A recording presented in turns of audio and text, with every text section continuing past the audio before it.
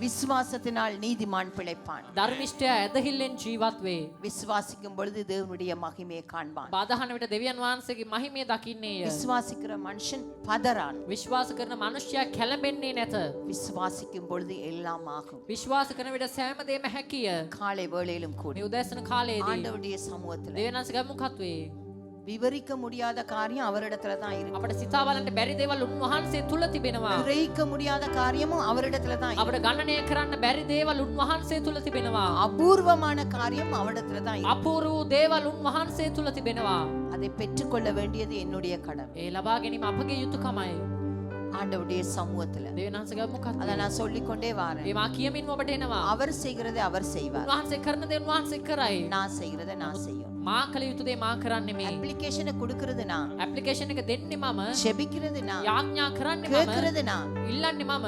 செய்ய வல்லவர் அவராய். නමුත් කරන්නේ நான் උන්වහන්සේය. எதையுமே செய்யாம அவர் செய்வார் என்று මම எதிர்பார்க்கிறேன். කිසිවක් කරන්නේ නැති උන්වහන්සේ කරයි කියලා காலை බලාපොරොත්තු வேளையில වෙන එකයි. கர்த்தருடைய சமூகத்துக்குள் මේ வந்திருக்கு. උදෑසන කාලේ උන්වහන්සේගේ இந்த මුඛත්වේ 25ஆம் ஆண்டு 2வது மாதத்துக்குள்ள வந்திருக்கு. මේ 2025 වසරේ දෙවනි මාසෙට පය තබා තිබෙනවා. கர்த்தர் பாராட்டின எல்லா நன்மைகளையும் எவ்வளவு ස්වාමීන් වහන්සේ කළා වූ සීල්ම යහපත් දේවල් උදෙසා கர்த்தருடைய கண்களை மூடிக்கொண்டு අපි දෙනෙත් වස්සාගෙන தேவனுடைய சமூகத்தில் பெற்றுக்கொண்ட எல்லா ஈவுகளுக்கும் දෙවියන් වහන්සේගේ මුඛතේ ලබාගත எல்லா සෑම தயவுகளுக்கும் සෑම දයාවකටම மனுஷர் எதை உங்களுக்கு செய்ய இல்லையோ, මනුෂ්‍ය අපිට මොනවද කරන්නට ඕනේ? கர்த்தர் உங்களுக்கு செய்திருக்கிறார். ස්වාමීන් වහන්සේ අපිට කර තිබෙනවා. செய்வார். මම කරයි.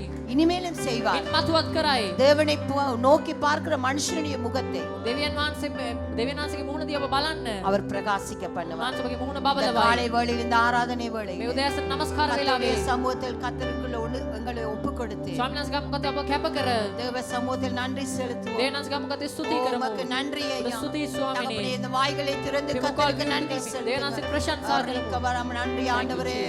அப்பா உங்களுடைய பிரசன்னத்துக்காக நன்றி ஆண்டவரே. இந்த காலை வேளையில் இந்த ஆராதனை ஆசீர்வதிங்க ஆண்டவரே. උදෑසන නමස්කාරය ஐயா, ආශිර්වාද வந்தவர்கள் வந்த வண்ணமாய் போகாத வண்ணம் පැමිණි ආකාරයෙන් தேவ சமூகம் அவர்கள் மத்தியில் கடந்து දෙවියන් வரட்டும். වහන්සේගේ මුඛතේ ඔවුන් මත கர்த்தருடைய යන්න. பிரசன்னம் கடந்து வரட்டும் ஆண்டவரே. වහන්සේගේ අභියස ஐயா, පැමිණේවා. இந்த காலை வேளையில் உம்முடைய கிருபை கடந்து வரட்டும் උදෑසන ஆண்டவரே. කාලේ වහන්සේ உம்முடைய කරුණාව வல்லமை පැමිණේවා. கடந்து வரட்டும் වහන්සේගේ බලය உம்முடைய පැමිණේවා. மகத்துவம் கடந்து வரட்டும். වහන්සේගේ මෞර්තිය எல்லா துக்கங்களையும் சந்தோஷமாய் மாற்றுகிறவர். සෑම දිනකම நீங்க හදවත් பெரியவர் ஆண்டவரே. වහන්සේ මහත් நீங்க ස්වාමීනි. உன்னதமானவர் වහන්සේ ஆண்டவரே. උතුම් ස්වාමීනි. ஐயா, நீங்க சர்வ வல்லவர் ஆண்டவரே. වහන්සේ සර්ව බලධාරී ஐயா, நீங்கள் වහන්සේ. எங்களுடைய எஜமானராய் මගේ ස්වාමියා. எங்களை தரைமட்டி தாழ்த்துகிறோம் ஆண்டவரே. අපගේ හිස පහත් කරනවා. பெற்றுக்கொண்ட எல்லா நன்மைகளுக்காக நன்றி අපිට කළ செலுத்துகிறோம். සෑම යහපත් ஓரிகா வாஷாகா வரேபா நீனா நானாமா. ரியாந்த வாஷாகா வரேபா நீனா மாமாமா. ஓஷோபோ ரோகோபோ ரிமா நீனா. நன்றி அப்பா, நன்றி சுவாமி. ஐயா, உங்களுடைய பிரசன்னத்துக்காக நன்றி ஐயா. துக்கங்களை சந்தோஷமாய் மாற்றுகிறவர். මගේ දුක සතුට හැරෙවුම வேதனைகளை நன்மையாய் மாற்றுகிறவர். දෙවියන් වහන්සේ සෑම දෙයක්ම යහපත කරනවා. பிதாவே, எனக்கு கூப்பிடத்தக்கதாய் ඥානයේ කිලෝ බාට දසන ஆபா ஷாபா ரேகா ரேபா நீனா. ஐயா, விவரிக்க முடியாத எத்தனை அதிசயங்கள். සිතා බලන්න බැරි ஆண்டவரே, හාස්‍යයක්. மனுஷன் செய்யாத எத்தனையோ நன்மைகள். මනුෂ්‍යයන් කරේ නැති காலை வேளையில் பரத்துகிறது நன்மை உண்டாகும். මේ උදෑසන කාලේ ස්වර්ගයෙන් ஜெயமோ යහපත කරනවා. கத்தரால் வரும் சுவாமி. වහන්සේ යහපත ඇති කරනවා. ஜெயமோ கத்தரால் வரும். ජය ස්වාමීන් වහන්සේ காரிய சித்தியோ கத்தரால் வரும். ජය ස්වාමීන් ரேகாபா ஷாபா ரேகாபா ரேபா. அந்நிய பாஷையிலே தேவ சமூகத்தில் நன்றி செலுத்துங்கள். எல்லா துணைத்தனங்களையும் அக்கிரமங்களையும் போக்குறவர். இந்த காலை வேளையில் கூட கர்த்தருடைய ஆவியானவர் எங்குண்டோ அங்கிருந்தலை உண்டென்று சொல்லத்தக்கதாய். கர்த்தருடைய ராஜ்யம் கட்டியெழுப்பத்தக்கதாய். கர்த்தருடைய பிரசன்னம் உங்களை ஆளுகை செய்யத்தக்கதாய். எல்லாவற்றுக்கும் மேலான தேவ கிருபை கடந்து வரும்படியாய். ஓரிகாபா ஷாகாபா ரீபா நீனா நா. ஓரிமா நீனா நாமா ஷாகாபா ரீபா. அந்த ஜீவ தண்ணீர் கடந்து வரும்படியாக. ஆரோக்கியத்தை செழிப்பை கொடுக்கும்படியாக. எல்லா தீமைகளையும் நன்மையாய் மாற்றும்படியாக. கர்த்தர் பெரியவராய் இருக்கிறபடினால். நீங்க ராஜாவாய் இருக்கிறபடினால். වහන්සේ රාජ්‍ය நீங்க சர்வ வல்லவராய் இருக்கிறபடினால். எங்களை ஆளுகை செய்கிறவரே ஐயா. உம்மை துதிக்கிறோம் ராஜாவே. உம்மை தொழுது கொள்கிறோம் சுவாமி. நன்றி ஐயா, நன்றி தகப்பனே, நன்றி ஐயா, நன்றி சுவாமி, நன்றி ஐயா. விவரிக்க முடியாத அதிசயங்கள் செய்பவரே, வர்ணிக்க முடியாத அற்புதங்கள் செய்பவரே, விவரிக்க முடியாத அதிசயங்கள் செய்பவரே, வர்ணிக்க முடியாத அற்புதங்கள் செய்பவரே, நீ நல்ல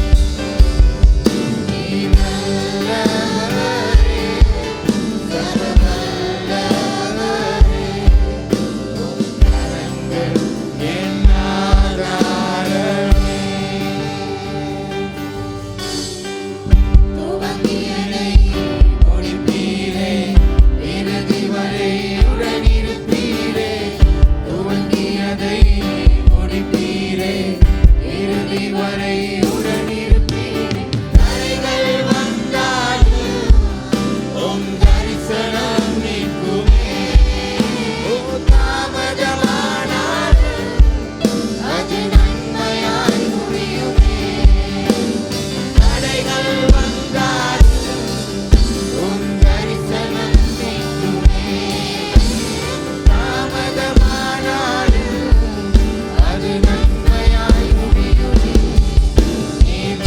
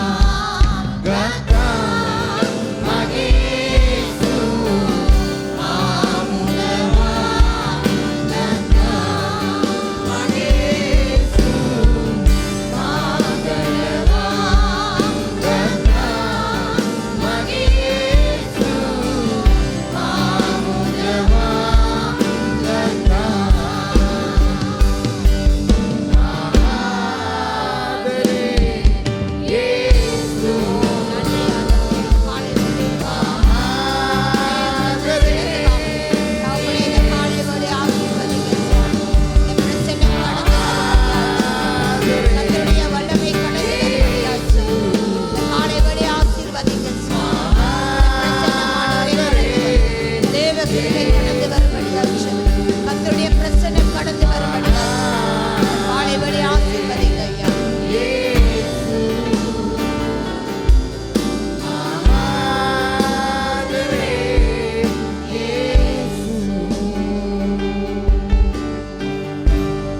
ஸ்தோத்திரம் ஆண்டவரே. స్తుతి நன்றி స్వామిని.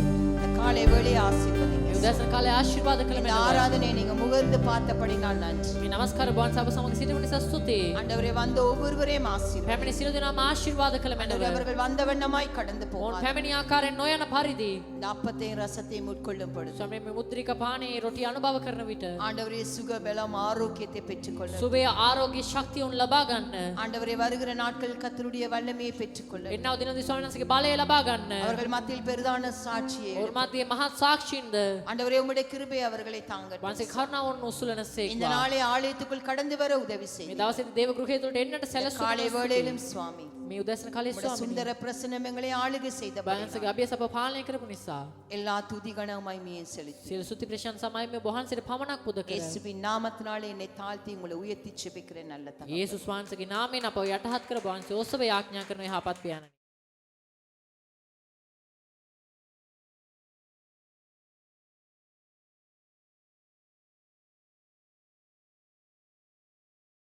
காலை வேளையிலே கூட ஆண்டவராக இயேசு கிறிஸ்துவின் நாமத்தினாலே உங்கள் ஒவ்வொருவரையும் அன்போடு வாழ்த்துகிறேன். මේ උදෑසන කාලේදී ස්වාමී යේසුස් වහන්සේගේ නාමයෙන් ඔබ සියලු දෙනා සුබපතා පිළිගන්නවා. கர்த்தர் தாமே இந்த ஆராதனை உங்கள் ஒவ்வொருவரையும் ஆசீர்வதிப்பாராக. ස්වාමීන් වහන්සේ මේ නමස්කාර ඔබ සියලු දෙනා ආශිර්වාද කරන සේක්වා. இந்த காலை வேளையிலே கூட கர்த்தருடைய வார்த்தைக்கு நேராக நாம் வேதத்தை திருப்பிக் මේ கொள்வோம். උදෑසන කාලේදී ස්වාමීන් වහන්සේගේ වචනය කෙරේ අපි පෙරලා ගනිමු.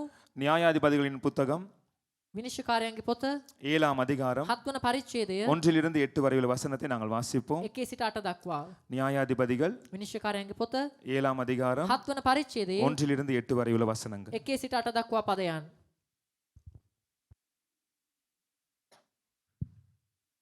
அப்பொழுது கிதியோனாகிய யெருபாகாலும் அவனோடு இருந்த ஜனங்களும் யாவரும் காலமே எழுந்து புறப்பட்டு ஆரோத் எனும் நீரூற்றின் கிட்ட பாளையம் இறங்கினார்கள்.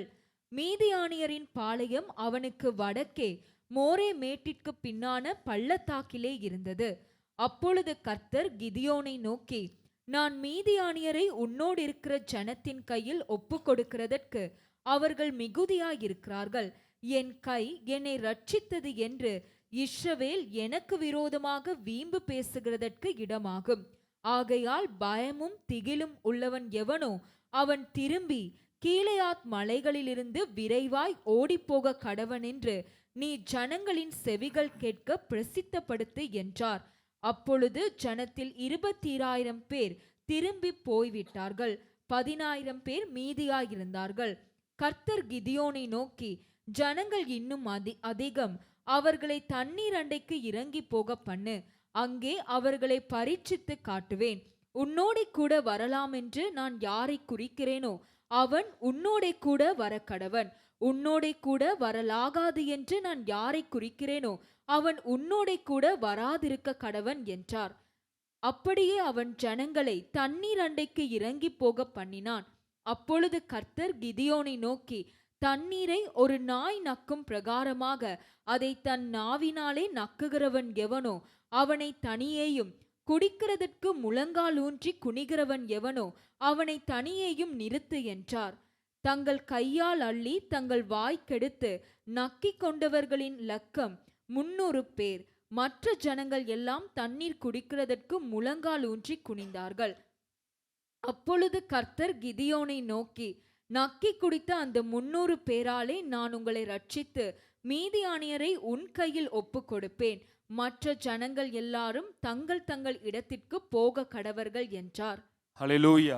හලෙලූයා. இந்த காலை நேரத்துல நான் வாசித்த வேத பகுதியில මේ උදෑසන කාලේ අපි කියවුව මේ බයිබලීය කොටසේ கிதியோனுடைய கதையை குறித்து உங்களுக்கு எல்லாருக்கும் நன்றாக தெரியும். ගිඩියෝන්ගේ කතාව ඔබ හැමෝම හොඳින් දන්නවා. இஸ்ரவேல் ஜனங்கள் கர்த்தருக்கு விரோதமாய் பாவம் செய்த பொழுது ඉස්රායෙල් ජනතාව ස්වාමීන් වහන්සේට විරුද්ධව පව් කළ විට ஆண்டவர் 7 வருஷம் மீதியானுடைய கையில இஸ்ரவேல் ஜனங்களை ஒப்பு கொடுத்தார். දෙවියන් වහන්සේ වසර 7ක් මීදියන් වරුන්ට මේ ඉස්රායෙල් වරුන්ව පාවා அவர்கள் දුන්නා. ஜனங்களை மிகவும் ஒடுக்கினார்களாம். ඔවුන් ජනතාව බොහෝ සෙයින් වේදනාවට පත් කළාලු. எப்படிப்பட்ட ஒடுக்குதல் என்றால் කෙබඳු වේදනාවක් அவங்க பிரயாசப்பட்டு பிரயாசப்பட்டு கஷ்டப்பட்டு அறுவடைக்காய் காத்திருப்பாங்க. ඔවුන් වෙහෙස මහන්සි වෙලා අස්වැන්න උදෙසා බලාගෙන ඉන්නවා. அறுவடை விளைந்து வரும் பொழுது, ඒ අස්වැන්න නෙලා ගන්න කාලය එන அந்த විට, நன்மையை பெற்றுக்கொள்ள வரும் பொழுது, ඒ යහපත ලබා ගන්නට කාලය එන විට இந்த மீதியான வந்து என்ன செய்வாங்க මේ தெரியுமா? මීදියන්වරු ඇවිල්ලා මොනවද කරන්නේ? அந்த அறுவடை எல்லாமே அழிச்சு ඒ போட்டுருவாங்க. අස්වැන්න සියල්ලම විනාශ කළා ஆனா දානවා. பிரயாசப்பட்டது அவங்க, ඔවුන් වෙහෙස මහන්සි වුණේ ඉස්රායෙල්. கஷ்டப்பட்டது அவங்க, වෙහෙස මහන්සි වුණේ ඔවුන්. விதை விதைத்தது அவங்க. බීජ වැපරුවේ ඔවුන්. ஆனா பலனை பெற்றுக்கொள்ள முடியாதபடிக்கு නමුත් අස්වැන්න නෙලා ගන්නට බැරි වෙන இந்த පිණිස மீதியானர் வந்து මේ මීදියන්වරුන් පැමිණ இஸ்ரவேலுடைய அறுவடை எல்லாம் அழிச்சு போட்டுருவாங்க. ඉස්රායෙල්වරුන්ගේ අස්වැන්න විනාශ කර දමනවා. இப்படிப்பட்ட ஒடுக்கப்பட்ட நிலைமையில் இருக்கும் பொழுது මෙබඳු වේදනා සහගත තත්වයක ඉන්න විට இஸ்ரவேல் மக்கள் கர்த்தரை நோக்கி அவங்க கூப்பிட்டு அவங்க முறையிடுறாங்க. ඉස්රායෙල් ජනතාව ස්වාමීන් වහන්සේ කිරේ මොරගස අඬගස්සනවා. அந்த நேரத்துல தான் ඒ වෙලාවේදී තමයි ஆண்டவர் கிதியோன் என்கிற பராக்கிரமசாலியை அவர்களுக்காக எழுப்புகிறார். දෙවියන් වහන්සේ ගිඩියෝන් කියන පරාක්‍රමවන්තයා මේ වෙලාවේදී නැගිටුවන්නේ. இந்த கிதியோனை எழுப்பும் பொழுது මේ ගිඩියෝන් නැගිටුවන විට அவர் சாதாரணமான ஒரு கோத்திரத்துல வந்த ஒரு மனுஷன். ਉਹ සාමාන්‍ය ගෝත්‍රයක ආපු මිනිහෙක් නෙමෙයි. ஆனா தேவன் அவனை பராக்கிரமசாலியாக அழைக்கிறார். නමුත් දෙවියන් වහන්සේ ਉਹ පරාක්‍රමවන්තයෙක් ලෙස කැඳවනවා. இப்படியாக பல அவனை ஆயத்தப்படுத்தி බොහෝ සූදානම් කිරීම ඔහුට இந்த කරලා யுத்தத்திற்காக அவனை பலப்படுத்துகிறார். ඒ යුද්ධය උසාව සූදානම් இவங்க කරනවා. ஆயத்தமாகி பலப்பட்டு யுத்தத்துக்கு போவதற்கு முன்பதாக ඔහු සූදානම් වෙලා ශක්තිමත් වෙලා යුද්ධයට යන්නට කලින් அந்த மீதியானியரும் அமலேக்கியரும் இஸ்ரவேல் மக்கள் எதிராக யுத்தத்துக்கு வந்துட்டாங்க. ඒ මීදියන්වරුත් අමලෙක්වරුත් ඉස්රායෙල්තියන්ට විරුද්ධව යුද්ධයට இப்ப පැමිණියා. யுத்தத்திற்கு மும்முரமாக ரெண்டு பேரும் நிக்கிறாங்க. දැන් මේ යුද්ධයට ඔවුන් දෙදෙනා මූණට මූණ බලාගෙන සිටිනවා. இந்த நேரத்துல தான் මේ වෙලාවේදී තමයි கிதியோன் எல்லாரையும் கூட்டி சேர்த்த பொழுது, ගිදියොන් සෑම දිනම එක් රැස් කළ විට இந்த நேரத்துல මේ වෙලාවේදී கர்த்தர் கிதியோனோடு இடைப்படுகிறார். ස්වාමීන් වහන්සේ ගිඩියොන් සමග සම්බන්ධ වෙනවා. அந்த அந்த வேத பத்தி நல்லா வாசிச்சீங்க. ඒ බයිබලයේ කොටස ඔබ හොඳින් කියවලා බලන්න. கிதியோனோடு கூட சேர்ந்த ஜனங்கள் 32,000 பேர். ගිඩියොන් එක්ක එකතු වුණ ජනතාව 32000ක පමණ ஆனா ජනතාවක්. கடைசியா யுத்தத்துக்கு போன பேர் எத்தனை பேர்? නමුත් අවසානයේ යුද්ධයට ගියේ කී දෙනෙක්ද? எத்தனை பேர் போனாங்க? කී දෙනෙක්ද? 300 பேர் போனாங்க. 300ක් ගියා. அநேகருடைய முகங்கள் இப்பயே வாடி போயிட்டு. සමහරුන්ගේ මූණවල දැම්ම මැලවිලා ගිහිල්ලා. ஹalleluya, හලෙලූයා. ஹalleluya. හලෙලූයා. உற்சாகமா இருங்க. උනන්දු වෙන්න ඉන්න. கர்த்தருடைய சமூகத்துல வார்த்தை கேட்பதற்கு ரொம்ப ஆவலா இருங்க. ස්වාමීන් වහන්සේ ගමේ මුකත් වචනය අසන්න ඔබ උනන්දු වෙන්න ඉන්න. இது பாருங்க, நல்லா கவனிங்க. දැන් ඔබ හොඳින් බලන්න. 32,000 பேரோட போன இந்த யுத்தத்துக்காக 32000ක සෙනගක් සමග ගිය මේ යුද්ධයට ஆண்டவர் 32,000 பேரை அனுப்பல. දෙවියන් වහන්සේ 32000ම යවුවේ නෑ. சாதாரண 300 பேரை கொண்டு மாத்திரம் யுத்தம் செய்தார். සාමාන්‍ය 300 දෙනෙක් පමණක් යවලා යුද්ධ කළා. இப்ப எங்களுடைய பார்வையில இது ரொம்ப ஆச்சரியமா இருக்கு. මේක අපේ දෘෂ්ටි කෝණයෙන් බලන විට මේක හාස්කමක් වගේ ஏன்னா තියෙනවා. இஸ்ரவேல் மக்கள் வந்து 32,000 பேர். ඉස්රායෙල් ජනතාව 32000ක්. ஆனா மீதியானியர் மக்களுடைய தொகையை நீங்க பார்த்தீங்கன்னா, නමුත් මිදියන් සේනාවේ ගණනය ඔබ බැලුවහොත් நீங்க அதே நீதிபதிகள் 6ஆம் அதிகாரம், மன்னிக்கவும், நியாயாதிபதிகள் 6ஆம் அதிகாரம் විනිශ්චයකාරයන්ගේ පොතේ 6 වෙනි පරිච්ඡේදයේ 35 வசன மன்னிக்கவும்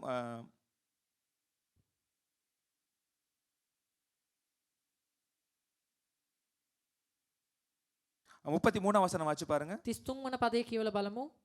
மீதியானியரும் அமலேக்கியரும் கிழக்கத்தி புத்திரர் யாவரும் ஏகமாய் கூடி ஆற்றை கடந்து வந்து எஸ்ரேல் பள்ளத்தாக்கிலே பாளையம் இறங்கினார்கள். பாளையம் இறங்கினார்கள். அதே 7ஆம் அதிகாரம் 12ஆம் வசனம் வாசி பாருங்க. ඒ 7 වන පරිච්ඡේදෙම 12 වන පදේ ඔබ කියවලා බලන්න. மீதியானியரும் அமலேக்கியரும் ஆ. சகல கிழக்கத்தி புத்திரரும் வெட்டு கிளிகளைப் போல திரளாய் பள்ளத்தாக்கிலே பாருங்க, படுத்து வெட்டி கிடந்தார்கள். கிளிகளை போல திரளா எங்க இருந்தாங்களா? பள்ளத்தாக்கிலே படுத்திருந்தாங்க. පළඟැටියන් මෙන් මිටියාවතේ පැතිර සිටියෝ කියලා அடுத்த வார்த்தையை வாசி දේවචනය பாருங்க. ඊළඟ පදේ කියවලා බලමු. அவர்களுடைய ஒட்டகங்களுக்கும் கணக்கில்லை, ஆ, கடற்கரை மணலை போல திரளாயிருந்தது. எவ்வளவு பெரிய கிரவுட் என்றா, බලන්න කොච්චර ලොකු என்ன සෙනගක්ද முடியாத அளவு ஜனம். ගණන් කරන්න බැරි තරම් ජනතාව. கடற்கரை மணலை போல திரளான ஜனங்கள். මොහොතේ වැල්ලිමෙන් ජනතාව ඔටුවන් கணக்கே இல்ல. ගානක් නැහැ. ஆனா இங்க ஒரு கணக்கு இருக்கு. නමුත් මෙතන එක ගණනයක් තිබෙනවා. 32,000 பேர் இருக்கிறாங்க. 32000ක් ඉන්නවා. 32,000 பேர் මේ 32000ම கணக்கில்லாத ஜனங்களோட யுத்தம் பண்ண போறாங்க. ගණනක් නැති ජනතාවත් එක්ක යුද්ධ කරන පිණිස යනවා. ஆனா இந்த கிதியோன் எல்லாவற்றையும் ஆயத்தப்படுத்திட்டார். නමුත් මේ ගිදියෝන් හැමදේම සූදානම් කළා. யுத்தம் என்று சொன்ன உடனே, යුද්ධය කියලා කියන විට நாங்க புறப்பட்டு போவோம் சொன்ன உடனே, අපි පිටත් යමු කියලා කියන கிதியோனோட විට கூட சேர்ந்து யுத்தம் பண்ணுவதற்காக ගිදියෝන් ඔවුන් එක්ක එකතු යුද්ධ කරන පිණිස ஜனங்கள் கூட்டி சேர்க்கிறாங்க. ජනතාව එක් රැස් நீங்க කරනවා. அதே 6ஆம் அதிகாரம் 35ஆம் வசனம் வாசி பார்க்கும் பொழுது பாருங்க. අපි ඒ පොතේම 6 වෙනි පරිච්ඡේදයේ 35 වන පදේ කියවලා බලන විට மனாசே நாடெங்கும் ஸ்தானாபதிகளை அனுப்பி அவர்களையும் கூப்பிட்டு தனக்கு பின் செல்லும்படி செய்து ஆசேர், செபுலோன், நப்தலி நாடுகளிலும் ஆட்களை அனுப்பினான். அவர்களும் அவனுக்கு எதிர்கொண்டு வந்தார்கள். ஹalleluya. හලෙලූයා. ஒரு பெரிய கூட்டமே இப்ப அவனுக்காக வந்துட்டாங்க. විශාල සෙනඟක් ඔවුන්ට විරුද්ධ இப்ப වෙනවා. கிதியோன் தனியாள் இல்ல. දැන් ගිඩියෝන් තනි පුද්ගලයෙක් அவனோட නෙමෙයි. இஸ்ரவேல் கூட்டமும் இருக்குது. ඔවක ඉස්රායෙල් සෙනඟක් ඉන්නවා. 32000 பேர் அவனுக்கு துணையா வந்துட்டாங்க. 32000 සෙනඟ ඔවුත් සමග ඔවුත් එක්ක ආවා. ஆனா அவனோடு யுத்தம் பண்ற இந்த மீதியானர் அமலேக்கியருடைய தொகை என்னவென்றால் නමුත් ඔවුන් එක්ක විරුද්ධව යුද්ධ කරන මේ මිදියන් වරුන් සහ එන්න முடியாத அளவு. ගණනය කළ බැරි තරම්. கடற்கரை மணலத்தனையான அளவு. මුහුදේ වැලි තරම්. ஆனா இந்த 32000 பேரை வச்சு නමුත් මේ 32000 දෙනාව கிதியோனுக்கு நம்பிக்கை තබාගෙන இருக்குது. ඔහුට විශ්වාසයක් கர்த்தர் තිබෙනවා. சொல்லிட்டாரு ස්වාමීන් වහන්සේ කීවා நான் போய் யுத்தம் பண்ணலாம். මා ගිහලා යුද්ධ කරන්න පුළුවන්. கர்த்தர் என்ன உறுதிப்படுத்திட்டாரு. ස්වාමීන් වහන්සේ මාව ශක්තිමත් කරා. 6ஆம் அதிகாரத்தை வாசித்து பார்க்கும் பொழுது பல சோதனையில கர்த்தர்ட்ட வச்சு கிதியோன் வந்து உறுதிப்படுத்திக் கொள்றாரு. 6 වෙනි පදේ බලද්දී බොහෝ පරීක්ෂාවන් තුලින් ස්වාමීන් වහන්සේ ගිදියෝන්ව ස්ථීර කරනවා. இப்ப இந்த உறுதியோட நம்பிக்கையோட யுத்தத்துக்கு போறாரு. දැන් මේ ස්ථීරභාවයේ විශ්වාසයත් එක්ක ගිදියෝන් යුද්ධයට යන්නට ஆனா යනවා. திடீர்னு கர்த்தர் வந்து சொல்றாரு එකපාරට ස්වාමීන් වහන්සේ ඇවිත් පවසනවා கிதியோன் 32000 பேரை கூட்டி போகாத. ගිදියෝන් 32000 අරගෙන යන්න එපා. நீ கொஞ்சம் கொஞ்சமா ஆட்களை குறைச்சு கொண்டு வான்னு ඔබ சொல்றாரு. ටික ටික කට්ටිය අඩු කරගෙන එන්න කියලා කියනවා. நம்முடைய பார்வையில பார்க்கும் பொழுது අපේ දෘෂ්ටි කෝණයෙන් බලන විට எங்களுக்கு ரொம்ப ஆச்சரியமா இருக்கும். ඒක අපිට ආශ්චර්යයක් වෙන්න පුළුවන්. 32000மே போதாது. 32000කුත් මදි.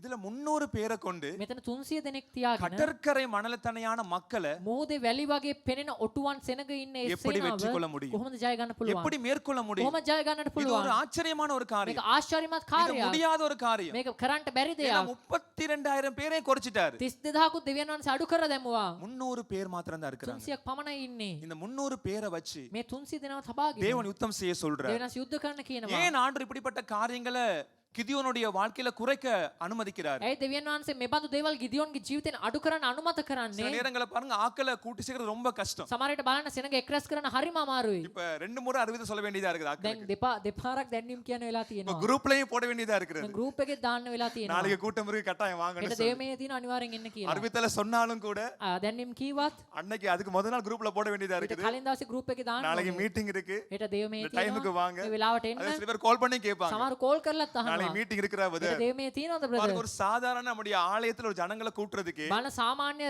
දේව ගෘහය තුල ජනතාව එක්රැස් කරන්නම அது ஆராதனை கூப்பிடுறதுக்கு ඒක දේව මෙහෙයට කැඳවන්න ரொம்ப கஷ்டமான ஒரு காரியமா இருக்கு. ඉතාමත් අපහසු ஆனா දෙයක්. கிதியோன் பாருங்க නමුත් ගිදියෝන් බලන්න யுத்தத்திற்கு ஜனங்களை கூப்பிட்டு வராரு. 32000ක් ජනතාව එක්කන් එනවා.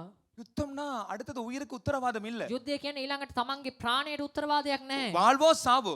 මරණය වේවා ජීවනය ஆனா වේවා. ஜனங்கள் வந்துட்டாங்க. නමුත් ජනතාව ආවා. யுத்தத்திற்காக යුද්ධය උදෙසා 32000 பேர் வந்துட்டாங்க. 32000ක් ආවා. ஆனா ஆண்டவர் சொல்றாரு දෙවියන් වහන්සේ පවසනවා இவங்களை அப்படியே மெல்ல மெல்லமா குறைச்சிரு. මොන හිමින් හිමින් අඩු කරන්න. குறைக்க ஆரம்பி சொல்றாரு. අඩු කරන්න පටන් ගන්න இது කියනවා. ரொம்ப ஒரு வித்தியாசமான ஒரு செயல்பாடு. ඊටමත් පුදුම සහගත දෙයක්. பெரிய ஒரு சேனையோடு போக வேண்டிய யுத்தத்திற்கு මහත් සේනාවක් සමග යන්නට ඕන යුද්ධයට தேவன் ஏன் குறைவான மக்களை கொண்டு யுத்தம் செய்ய சொல்றாரு? දෙවියන් වහන්සේ ඇයි අඩු පිරිසක් තබාගෙන යුද්ධ කරන්න කියලා நம்முடைய කියන්නේ? பார்வையில இது வந்து பைத்தியக்காரத்தனமாய் தோன்றலாம். අපගේ දෘෂ්ටි කෝණයෙන් මේ මෝඩ සහගත දෙයක් වගේ පේන්නට ஆனா පුළුවන්. தேவன் குறைக்க ஆரம்பிக்கிறது දෙවියන් වහන්සේ අඩු කරන්න පටන් ගන්නේ அவருடைய வல்லமையின் செயலா மாறும். උන්වහන්සේගේ බලයේ ක්‍රියාවක් වන පිණිස. ஹalleluya. හalleluya. ஹalleluya. හalleluya. ஆகவே இந்த காலை வேளையிலே கூட සමේ උදෑසන කාලේ என்னுடைய பிரசங்கத்தினுடைய මාගේ தலைப்பானது දේශනාවේ මාතෘකාව கொஞ்சத்தை கொண்டு කුඩා දේ රැගෙන அதிகம். මහත් දේ. பக்கத்துல பார்த்து சொல்லுங்க.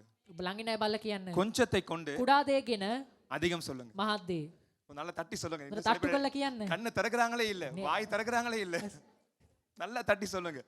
கொஞ்சத்தை கொண்டு சிஸ்டர், කුඩා දේ අරගෙන සිස්ටර්. கொஞ்சத்தை கொண்டு பிரதர், කුඩා දේ අරගෙන බ්‍රදර්. அதிகம் சொல்லுங்க. වැඩියෙන්. ஹalleluya. හalleluya. ஹalleluya. හalleluya. நம்முடைய ஆண்டவர் අපේ දෙවියන් වහන්සේ மிகவும் வித்தியாசமான. තාමත් වෙනස්. இந்த பைபிளுக்கும் මේ බයිබලයත් உலகம் சொல்றதுக்கும் ලෝකයේ කියන ரொம்ப අයට வித்தியாசம் இருக்குது. මහත් වෙනසක් நாங்க තිබෙනවා. நினைப்போம் அதிகத்தை கொண்டு அதிக காரியம் செய்யலாம் நினைப்போம். අපි කියන වැඩි දේ තබාගෙන වැඩි දෙයක් කරන්න පුළුවන් நாங்க කියලා. கொஞ்சத்தை கொண்டு குறைவானதை අපි செய்வோம். කුඩා දෙයක් තබාගෙන පොඩි දෙයක් அது කරන්න எங்களுடைய පුළුවන් කියලා எல்லா හිතනවා. காரியத்திலும் பொருந்தும். ඒ අපේ හැම දෙයකටම මේක හරියනවා. மாசம் 40,000 சம்பளம் எடுக்கிறவருக்கும் அது பொருந்தும். මාසේ 40,000ක් පඩි ගන්න කෙනෙක්ටත් ඒක හරියනවා. மாசம் 2 லட்சம் சம்பளம் எடுக்கிறவருக்கு அது பொருந்தும். මාසෙට ලක්ෂ 2ක් පඩි ගන්න நாங்க අයටත් எங்க ඒක கையில හරියනවා. எது இருக்குதோ අපේ අතේ මොනවද තිබෙන්නේ? நாங்க அதை கொண்டு எங்களுடைய வாழ்க்கையினுடைய திட்டத்தை நாங்க பிளான் பண்ணுவோம். අපි ඒකගෙන අපගේ ජීවිතයේ සැලසුම අපි සැලසුම් ஆகவே சில කරනවා. நேரங்களில் நீங்க கொஞ்சத்தை வச்சுக்கொண்டு සමහර විට ඔබ කුඩා දේවල් තබාගෙන அநேகர் குறைகளை சொல்லிக் கொண்டு வராங்க. බොහෝ දෙනෙක් අඩුපාඩුකම් කියාගෙන என்ன එනවා. கொஞ்சம் தானே இருக்குது, කුඩා පොඩ්ඩක් නේද තියෙන්නේ? என்னுடைய சம்பளம் குறைவு, මාගේ පඩි අඩුයි. என்னுடைய வருமானம் குறைவு, මගේ ආදායම අඩුයි. என்னுடைய பொருளாதாரம் குறைவு, මාගේ ආදායම අඩුයි. எனக்கு பல செலவுகள் මට இருக்குது, බොහෝ වියදම් அதனால තිබෙනවා. எனக்கு ரொம்ப குறைவா இருக்கு என்று சொல்லி මේ හැමදේම මට අඩුවෙන් நாம் තිබෙනවා කියලා. அநேக நேரங்கள்ல අපි බොහෝ நம்முடைய අවස්ථාවල குறைவுகளை வைத்தே நம்முடைய திட்டங்களை நாம் மேற்கொள்றோம். අපේ අඩුපාඩුකම් වලින් අපේ සැලසුම් අපි ජය ගන්නට බලනවා. ஆனா உண்மையான அர்த்தம் என்னன்னா නමුත් සැබෑ අර්ථය කුමක්ද? நம்முடைய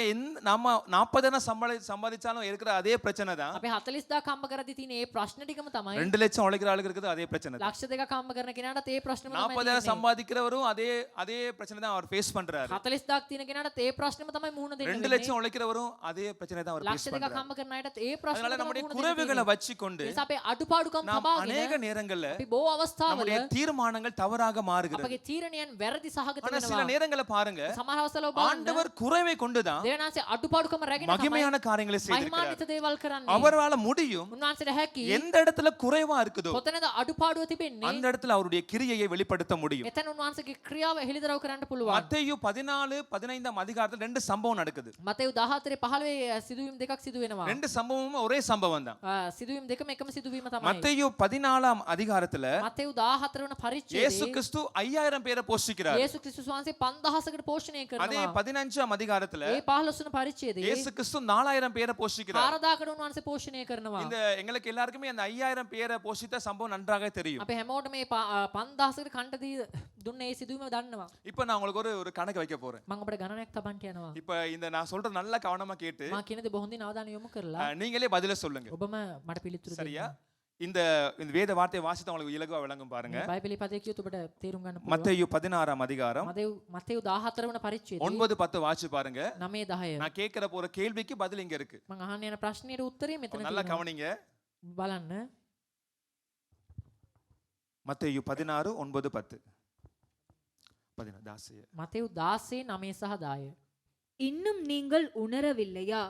5 அப்பங்களை 5000 பேருக்கு பகிர்ந்ததையும் மீதியானதை எத்தனை கூடை நிறைய எடுத்தீர்கள் என்பதையும் 7 அப்பங்களை 4000 பேருக்கு பகிர்ந்ததையும் மீதியானதை எத்தனை கூடை நிறைய எடுத்தீர்கள் என்பதையும் நீங்கள் நினைவு கூறாமல் இருக்கிறீர்களா? ஆண்டவர் சொல்றாரு දෙවියන්වහන්සේ පවසනවා 5 அப்பங்களை கொண்டு රොටි 5ක් රැගෙන நான் எத்தனை பேரை போஷித்தேன்? මං කී දෙනෙක් පෝෂණය කළාද? எத்தனை பேரை போஷித்தார் කී දෙනෙක් ஆண்டவர்? පෝෂණය කළාද? என்ன பதில்? හේතුව 5000 பேர். சரிதானே? 5000යි. எந்த மாற்றம் இல்லையே. වෙනසක් 5 නැහැ. அப்பத்தை கொண்டு 5ක් අරගෙන 5000 பேர். 5000ක්. எத்தனை கூட நிறைய எடுத்தாங்க? කෝඩයන් කීයක් ගතද? எத்தனை? කීයක්? பணியா செல்லாம் அப்படி உற்சாகமா இருக்கிறீங்க பதில் சொல்றதுக்கு. 12 கூட நிறைய எடுத்துக்கிறாங்க. කෝඩ 12ක් පිරෙන්න அப்ப பாருங்க අරගත්තා. 5 அப்பம் රොටි 5යි 5000 பேர் 5000යි கூட எத்தனை? කෝඩ කීයක්ද? 12 பேர். 12යි. அடுத்த சம்பவம் பாருங்க. ඊළඟට බලන්න. அடுத்த சம்பவத்துல எத்தனை அப்பம்? ඊළඟට රොටි කීයක්ද? எத்தனை அப்பம்? රොටි කීයක්ද? 7 அப்பம். රොටි 7යි. ஜனங்கள் எத்தனை பேர்? ජනතාව කී දෙනෙක්ද? 4000 பேர். 4000යි. எத்தனை கூட?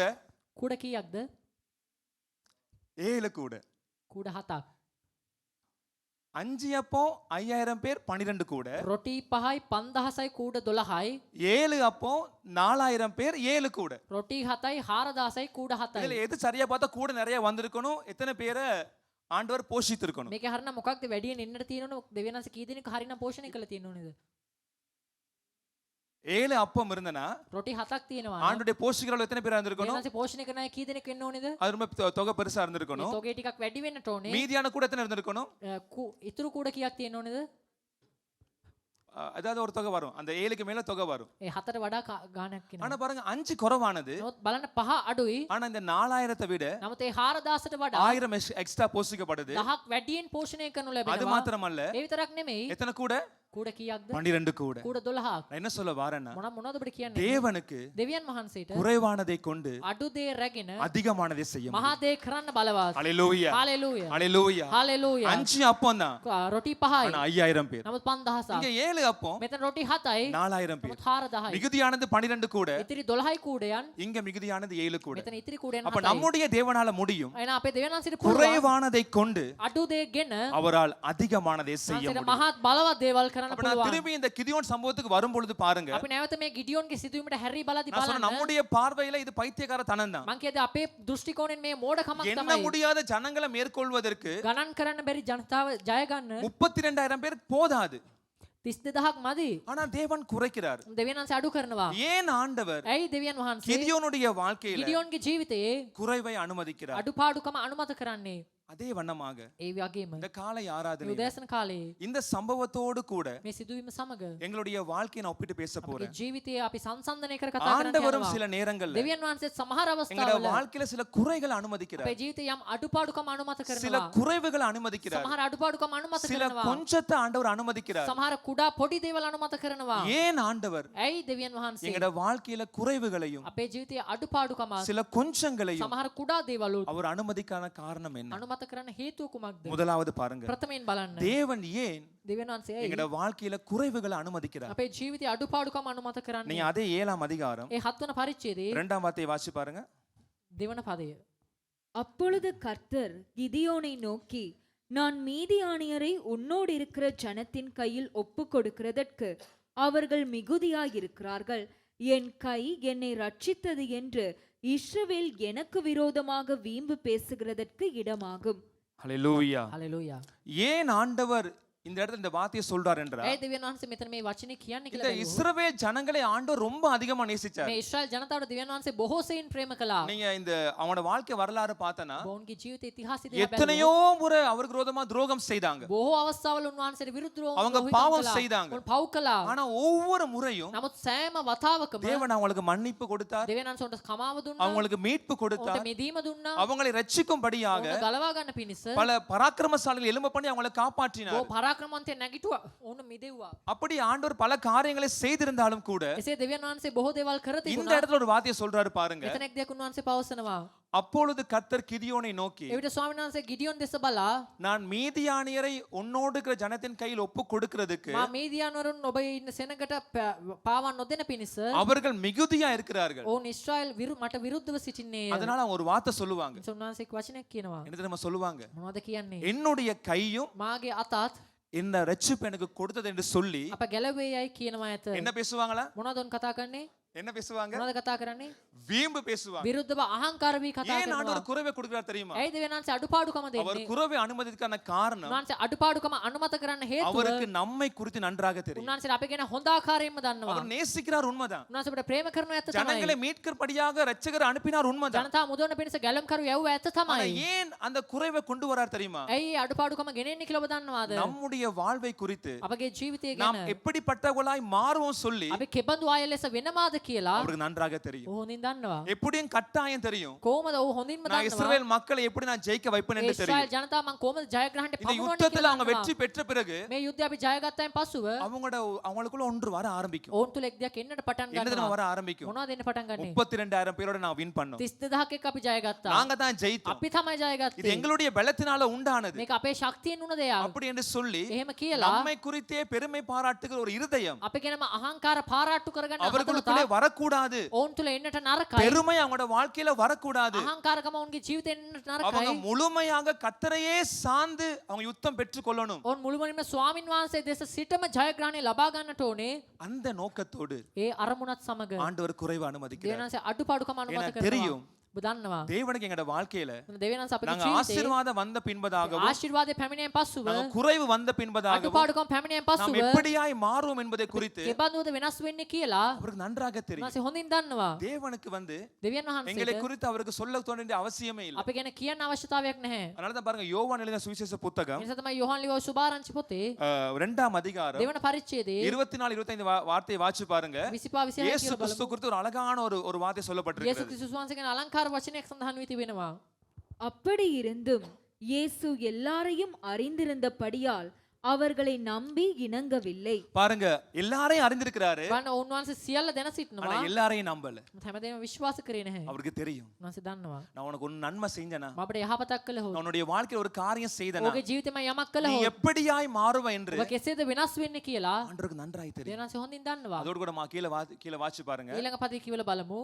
மனுஷர் உள்ளத்தில் இருப்பதை பாருங்க, மனுஷர் உள்ளத்தில் இருப்பதை அவர் அறிந்திருந்தபடியால் அவர் அறிந்திருந்தபடியால் மனுஷரை குறித்து ஒருவரும் அவருக்கு சாட்சி கொடுக்க வேண்டியதா இருக்கவில்லை. இப்ப ஆண்டவருக்கு தெரியும் எங்களை பத்தி. දෙවියන් වහන්සේ දන්නවා අපි ගැන. அதனால நல்லா அறிஞ்சு வச்சுக்கிறாரு. ඔබ හොඳින් දැන உன்னுடைய வாழ்க்கையில நான் ஏன் தெரியுமா குறைவு அனுமதிக்கிறேன்? ඒ දැන දේනන්ස ඔබගේ ජීවිතය අඩුපාඩුකම අනුමත நான் කරන්නේ. உன்னை நல்லா அறிஞ்சு வச்சிருக்கிறேன். උන්වහන්සේ ඔබ හොඳින් දැන உன்னுடைய සිටිනවා. வாழ்க்கையில நன்மை வரும் பொழுது, ඔබගේ ජීවිතය යහපත එන உன்னுடைய විට, வாழ்க்கையில ஆசீர்வாதங்கள் வரும் ඔබගේ பொழுது, ජීවිතය ආශිර්වාද உன்னுடைய එන විට, வாழ்க்கையில மேன்மையான காரியம் வரும் ඔබගේ பொழுது ජීවිතය උත්කෘෂ්ඨ நீ දේවල් එන විට எப்படியாய் மாறுவென்று எனக்கு நன்றாய் ඔබ தெரியும். කොහොමද වෙනස් වෙන්නේ කියලා ඔහු දන්නවා. இஸ்ரவேல் ஜனங்கள் நேசித்தார், ඉස්රායල් உண்மைதான். ජනතාවට උන්වහන්සේ ප්‍රේම அவங்கள කළා ඇත්ත காப்பாற்றினார், තමයි. உண்மைதான். උන් බේරාගත්ත ඇත්ත තමයි. ஆனா தெரியும் නමුත් දන්නවා இந்த ஜனம் மறுபடியும் வீம்பு பேசும். මේ ජනතාව නැවතත් අහංකාර இந்த වෙනවා. ஜனம் மறுபடியும் பாவம் செய்ய தெரியும். මේ ජනතාව නැවත පාපය තෝරා ගන්නවා. அதனால தான் ஆண்டவர் செஞ்சார் தெரியுமா? සතම දේනන්සේ කරේ அவர் குறைவு அனுமதிக்கிறார். අඩුපාඩුකම අනුමත இந்த காலை කරනවා. ஆராதனையில මේ උදෑස சில නමස්කාරේ நேரங்கள் ஆண்டவரோட வாழ்க்கையில குறைவு அனுமதிக்கும் பொழுது සමහර විට දේනන්ස අපේ ජීවිතය අඩුපාඩුකම අනුමත කරන විට நாங்க ஆண்டவரை பார்த்து நாங்க முறையிடுறோம். අපි දෙවියන්වහන්සේ දිහා බලලා මොර ගසනවා. ஆண்டவர் சொல்றாரு, දේනන්ස කියනවා அந்த குறைவு அனுமதிக்கிற உண்மைதான். ඒ අඩුපාඩුකම අනුමත කරන ඇත්ත நீ තමයි. உன்னை சோதித்து பாரு. නමුත් ඔබ විමසා நீ බලන්න. உன்னை சோதித்து பாரு. ඔබ විමසා බලන්න. ஏன் ஆண்டவர் என்னுடைய வாழ்க்கையில இந்த குறைவு வந்துச்சு? ඇයි දෙවියන් වහන්සේ මාගේ ජීවිතේ මේ අඩුපාඩුකම இதற்கான ආවේ? காரணம் என்ன? ඊට හේතුව කුමක්ද? நீங்க என்ன நல்லா நேசிக்கிறீங்க, මට உண்மைதான். ප්‍රේම කරන ඇත්ත තමයි. என்ன அறிஞ்சு வச்சுக்கிறீங்க, මා உண்மைதான். දැන සිටින ඇත්ත அப்படி තමයි. இருந்தும் ஏன் ஆண்டவரே එහෙම වෙලත් ඇයි ස්වාමිනේ என்னுடைய வாழ்க்கையில குறைவு வருது? මගේ ජීවිතේ අඩුපාඩුකම එන්නේ? ஏன் தெரியுமா? ඇයි දන්නවද? நம்முடைய வாழ்க்கையை சீர்படுத்தும்படியாக මේ ජීවිතේ පිළිගන්වන පිළිවෙලක් කරන පිණිස நமக்குள்ள தேவன் குறைவுகளை கொடுக்கிறார். අප තුළ උන්වහන්සේ අඩුපාඩුකම අනුමත ஒவ்வொரு කරනවා. முறையும் குறைவு வரும் பொழுது සෑම වතාවකම අඩුපාඩුකම එන විට நாம் நம்மை சோதித்து பார்க்க අපි வேண்டும். අප විමසා බැලිය நாம் යුතුයි. நம்மை ஆராய்ந்து අපි பார்க்கணும். අප විමසා බැලිය යුතුයි. ஆண்டவரே என்னக்குள்ள ஏதோ தவறு இருக்கா ස්වාමී ஆண்டவரே? මගේ තුළ මොන හරි වැරදක් இந்த තිබෙනවද? குறைவுக்கான காரணம் ஏதாவது நான் செய்திருப்பேன் මේ ஆண்டவரே? අඩුපාඩුකමට හේතුව මමද அதான் ස්වාමීනි? பாருங்க, ஒவ்வொரு முறையும் யோபு பலியிடும் பொழுது සෑම අවස්ථාවකම යෝබ් පූජා කරන විට தன்னுடைய பிள்ளைகளுக்காக அவன் கட்டாயம் பலியிடும். තමාගේ දරුවනුන් නිසා ඔහු පූජා කරා தப்பி මෙදිහත්කාරකම් தவறி කළා. கூட அவன் பாவம் செய்யக்கூடாது. වැරදීමකින් හෝ පාපය කරන්නට නරකයි. எங்களை அறியாம கூட குறைவு எங்களோட வாழ்க்கையில வந்துடக்கூடாது. අපිව නොදැන හරි අඩුපාඩුකම අපේ ජීවිතේට එන්න නරකයි. நம்மை சீர்படுத்தும்படியாக. අප පිළිවෙලක් කරන அதே மாதிரி පිණිස. ஆண்டவருக்கு நம்மை குறித்து நன்றாக தெரியும். දෙවියන් වහන්සේට අපි ගැන හොඳින් දන්නවා. அதே மாதிரி எங்களுக்கும் எங்களை குறித்து நன்றாக தெரியும். අපි ගැනත් අපි හොඳින් දන්නවා. அதனாலதான் சாலமோன் பாருங்க ஒரு அழகான ஜெபத்தை ඒක எடுக்கிறார். තමයි වන්න සාලමෝන් ලස්සන යාඥාවක් நீங்க පුද කරනවා. நீதிமொழிகள் புத்தகம் හිතෝපදේශ පොතේ 30ஆம் அதிகாரம் 30 වන පරිච්ඡේදයේ 9ஆம் வார்த்தையை வாசித்து பாருங்க. நமைய. சாலமோனுடைய ஜெபம் காணப்படுது. සාලමෝන්ගේ යාඥාව අපිට බලන්න පුළුවන්. நான் பரிபூரணம் அடைகிறதினால் யாரு? කවුද? நான். මම. அவர் சொல்றாரு. උන් කියනවා. எழுதின அவரே சொல்ற, நான் பரிபூரணம் அடைகிறதினால் මම සම්පූර්ණ වන නිසා மறுதலித்து ம், கர்த்தர் யார் என்று சொல்லாத படிக்கும் தரித்திரப்படுகிறதினால் திருடி என் தேவனுடைய நாமத்தை வீணிலே வழங்காத படிக்கும் என் படியை எனக்கு அளந்து என்னை போஷித்தருளும். ஹல்லேலூயா.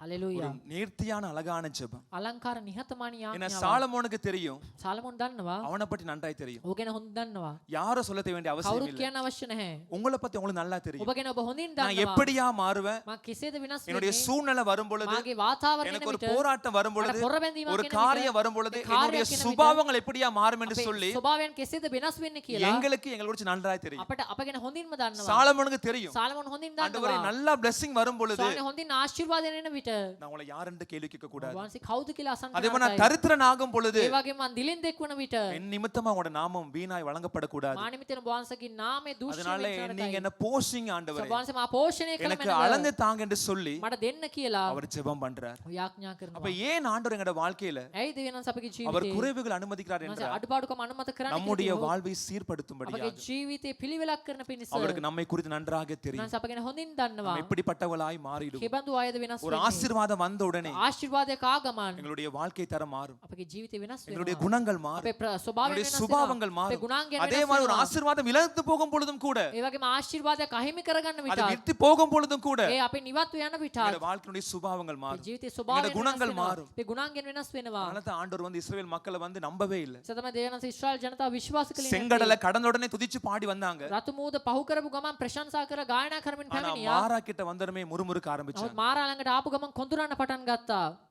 இஸ்ரவேல் ஜனங்கள் மாறிக்கொண்டே இருந்தாங்க. ඊශ්‍රායල් ජනතාව වෙනස් වෙමින් සිටියා. அந்த நேரம் ஆரம்பிச்ச நம்பிக்கை, உடைஞ்ச நம்பிக்கை ඒ වෙලාවේදී පටන් ගත්ත ඒ විශ්වාස බිඳ වැටීම கடைசி வரைக்கும் ஆண்டவரால மாற்ற முடியல. අවසානයේ දක්වා දේවනන්සේ විනාශ எனக்கு කරන්න நன்றாய் බැරි தெரியும் இவனுடைய இருதயம் எப்படிப்பட்ட இருதயம் என்று. හොඳින් දන්න ඔබගේ හදවත ஆகவே இந்த කිබඳු காலை හදවතක්ද ஆராதனையில කියලා. සමේ උදෑස නමස්කාරය. நமக்கு ஒரு தேவன் சந்தர்ப்பத்தை கொடுக்கிறார். දේවනන්සේ අවස්ථාවක් ලබා දෙනවා. ஆண்டவர் என்னுடைய வாழ்க்கையில குறைவு வருவதற்கு ස්වාමීනි මාගේ ජීවිතේ අඩුපාඩුකම එන්න நான் ஒரு காரணமா இருக்கிறேன், මං කාරණයකින් නරකයි. என்னுடைய வாழ்க்கை காரணமா මගේ இருக்குது ජීවිතේ ஆண்டவரே, කාරණයක්ද? என்ன சீர்படுத்துங்க මා ஆண்டவரே, පිළිවෙලක් කරමු என்ன நீங்க ஆராய்ந்து பாருங்க, ආවන්ස විමසා බැලුවම என்ன நீங்க சோதித்து பாருங்க, මා ඔබන්ස විමසා ஏன் குறைவு බැලුවම எங்கட வாழ்க்கையில வருது? ඇයි අඩුපාඩුකම අපේ தேவன் தான் ජීවිතේ யுத்தத்துக்கு එන්නේ? எங்களோட கூட்டு வந்தாரு, දෙවියන්ස නේද මෙතරම් දුර අපව ஆனா කැඳවාගෙන ஏன் அவர் ආවේ? குறைவை அனுமதிக்கிறார்? ඇයි උන්වහන්සේ අපට ඒ අනුමත කරන්නේ? நம்மை சீர்படுத்தும்படியா අපව පිළිවෙලක් කරන පිණිස நமக்கு ஒரு குறைவை அவர் அனுமதிக்கிறார். අපට අඩුපාඩුකම උන්වහන්සේ අනුමත කරනවා. இரண்டாவது பாருங்க, දෙවෙනුව බලන්න தேவன் ஏன் நம்முடைய வாழ்க்கையில දෙවියන්ස ඇයි අපගේ ජීවිතේ சில குறைவுகளை அனுமதிக்கிறார்? සමහර අඩුපාඩුකම අනුමත කරන්නේ? நீங்க அதே 7ஆம் அதிகாரம் ඒ 7 වෙනි පරිච්ඡේදයේම 4ஆம் வார்த்தை வாசிச்சு பாருங்க. 4 වෙනි පදේ කියලා බලමු.